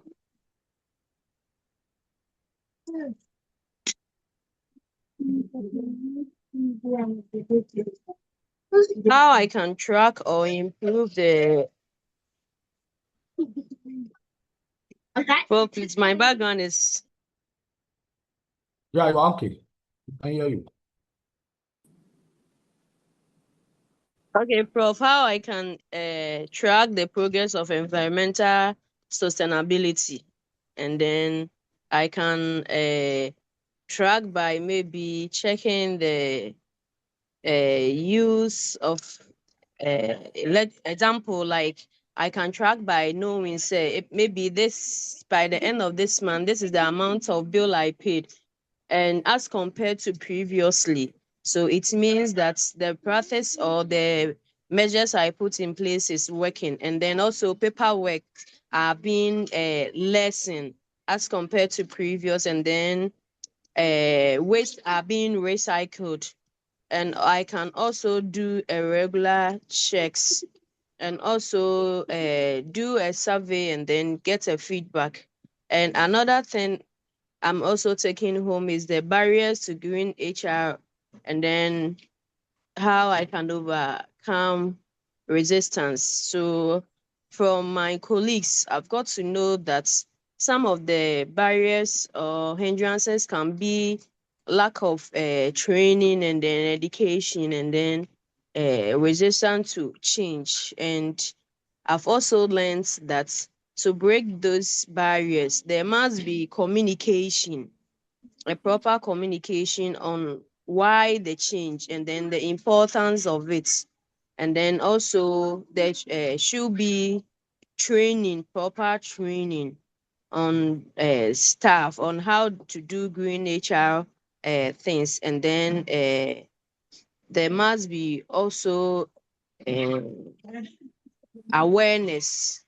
People should be aware why they are going green environment or green matters.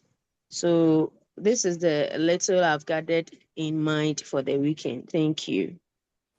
Thank you. Collins, Koliko.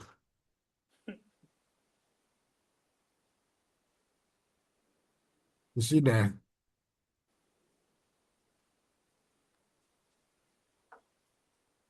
Yeah, Prof, I'm here. Okay. Any takeaway? Yes, so Prof,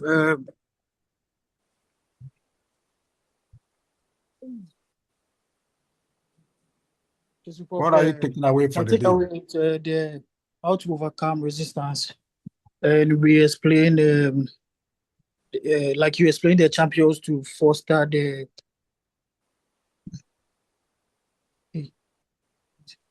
Okay, champions to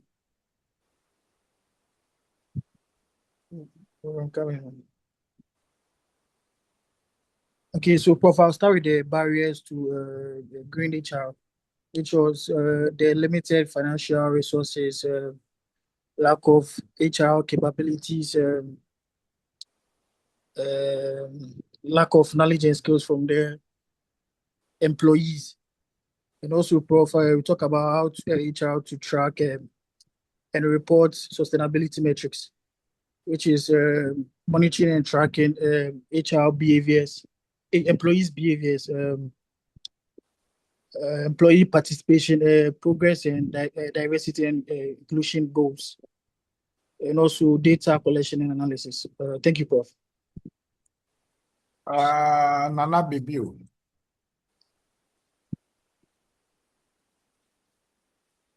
Your takeaway for the day. Okay, yes, Prof. And so my takeaway for the day will be the barriers that serve as hindrances for GHRM. Since green human resource management is not so new, but kind of new to our system, and it's now being introduced and embedded, There are some barriers that definitely has come across as we talked about, from the lack of management support, and also insufficient employee awareness and knowledge, employees lacking understanding of environmental issues, and also sustainable workplace practices. And then resistance to change, as many have already spoken about, that they are reluctant to adapt to new practices and behaviors for the fear of increased workload, or the fear of unknown, or the uncertainty about sustainability requirements. And that there's also the issue of financial constraints, where issues regarding cost of training programs or the expenses associated with sustainability initiatives or investments that could go into environmentally friendly technologies. Also, lack of green skills and competencies, because there's not the knowledge of the environmental know-how, among others. Okay, there's also a weak organizational culture, where our cultures mostly do not support green sustainability, and all of these hinder green human resource management implementation. Thank you. Hello, Prof. Hello, Prof. Estação. Okay, so Prof, my takeaway for this weekend will be the role HR plays in sustaining green HRM. So we talked about HR setting performance indicators to find out how what they've put in place is going on. They need to also evaluate their employees' performance. They can as well conduct training and assessment to find out how well it's going.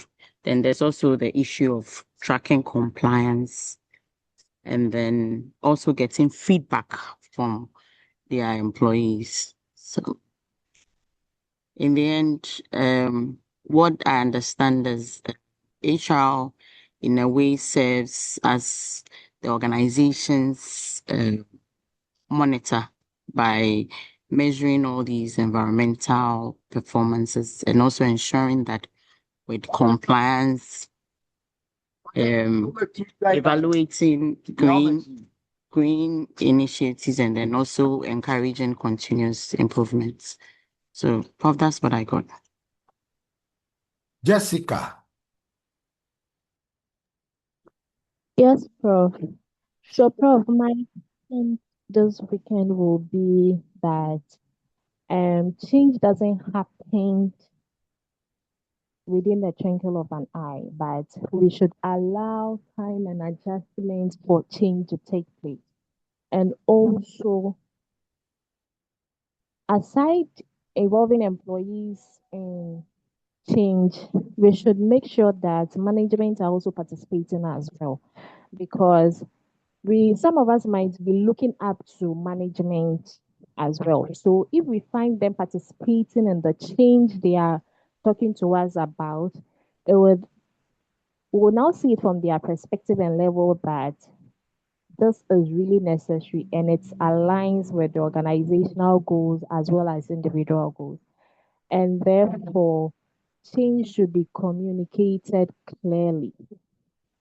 It should be communicated clearly using appropriate channels for us to understand the need for the change and why the change, and if it should align with individual goals and organizational goals as well. Thank you, Prof. Naomi, Abawa Naomi.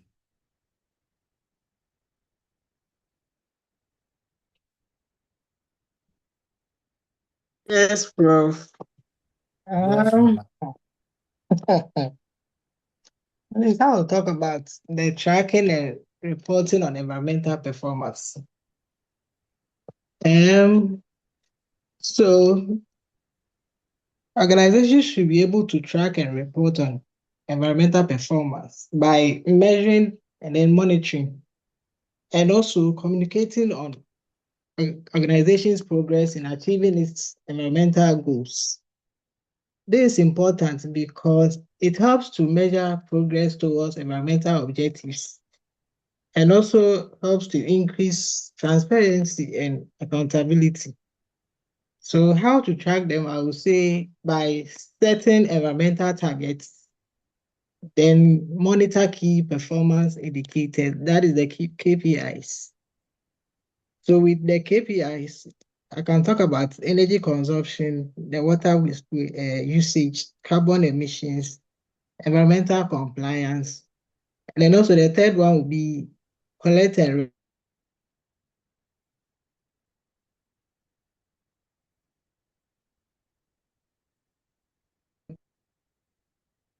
data.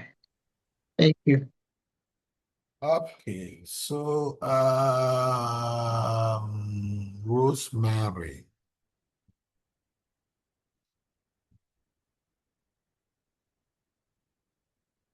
Rosemary.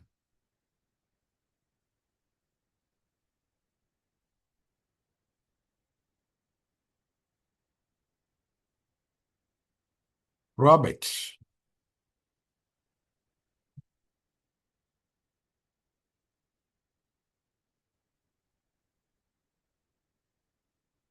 Prof, can you hear me? Yes, sir. All right. So my key takeaway will be on the KPIs we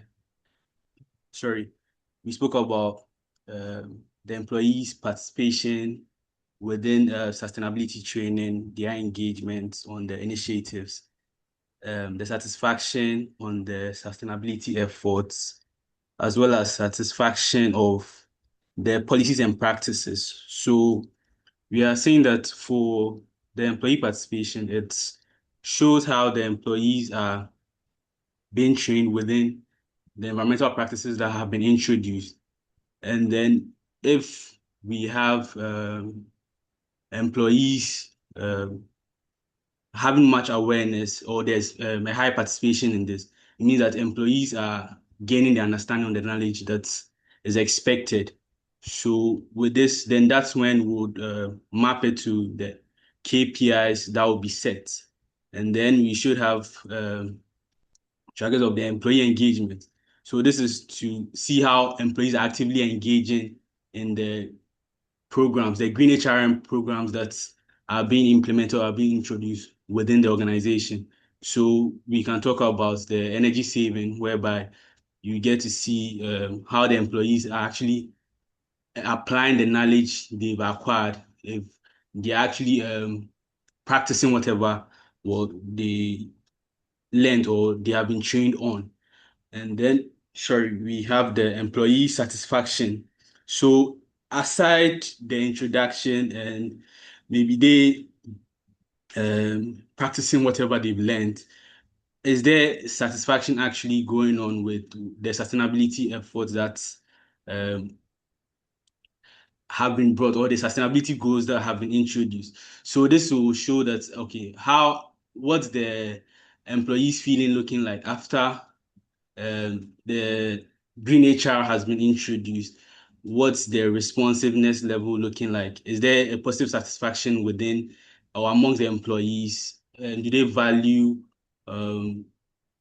whatever has been introduced in terms of sustainability by the organization? Because once the employees are more like the drivers of sustainability, their feelings matter, or how they accept this initiative or this development matters. So because it improves or helps enhance the long-term success of the sustainability goals. Thank you. So this is my takeaway, Prof. Okay. Who hasn't spoken? Who hasn't spoken? Who hasn't spoken? Nana Baby, have you spoken already? Yes, Prof. Rosemary, go ahead. Okay, Prof. You also make it clear to us that in an organization that's concerning the being adamant to change. Some people or employees are always willing to embrace whatever changes that they brought into the system. So through those people, you can make them leaders to be able to convince those peers who are adamant to change, to advise them, give them assurance, and pull them to join as a team for whatever changes that the organization brought into the system. Thank you. Okay. So, Asiama, will you want to close us with your takeaway? Is he there? Hello, Prof. Yes, sir. My taking away will be on the impact on the environmental degradation. Because before one find remedy to that impact, the person has to assess the impact that old or bad practices have on the environment before developing or mitigate before developing measures to mitigate the impact. Because before you solve a problem, you have to know the source or the cause of that problem before you can find remedy to mitigate it. So my taking away will be on the impact, to assess the impact on the environmental degradation before you come up with measures to mitigate them. That's my say. Hello. Hello. Okay.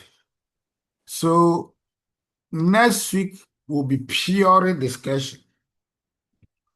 So, we will discuss employee initiatives and best practices as far as green HRM is concerned. So, how can employees be empowered to take initiative in environmental efforts? We have to read why to collect information about case studies on employee-led sustainability projects. Examples of where employees in companies are taking initiatives on sustainability projects. Then we will evaluate green business strategies and their impact on HR. How green business strategies are having effects on human resource management in organizations. And we will discuss some best practices for long-term sustainability in organizations. What are some of the best practices that can be practiced in organizations for a long-term sustainability in organizations? Then we will look at future directions. Given the emerging trends, what are some of the emerging trends in green HRM and sustainability issues? What are the current sustainability issues confronting the society, confronting the organizations and companies and businesses? And given these emerging trends, how can we prepare HR leaders to face these environmental sustainability challenges? Because given the traditional HR leaders whose time there was no sustainability issues to be incorporated in HR functions. But now, given the trends in sustainability issues and how we are calling for green HRM, how can we prepare future HR leaders to be able to confront the challenges of sustainability? So this will be the focus of next week discussion. Let's read around them. Let's gather as many information as possible from practical, real-life organizations and companies so that we can share them tomorrow. Sorry, next week. See you same time next week. And enjoy the rest of your evening and the weekend. Same to you, Prof. Thanks, Prof. Thank you, Prof. I hope you are doing well with your midterm presentation. Have you been able to form your groups? We are on them, Prof. All right, okay. All right, so see you same time next week. Bye. Bye. All right, bye, Prof. Bye-bye.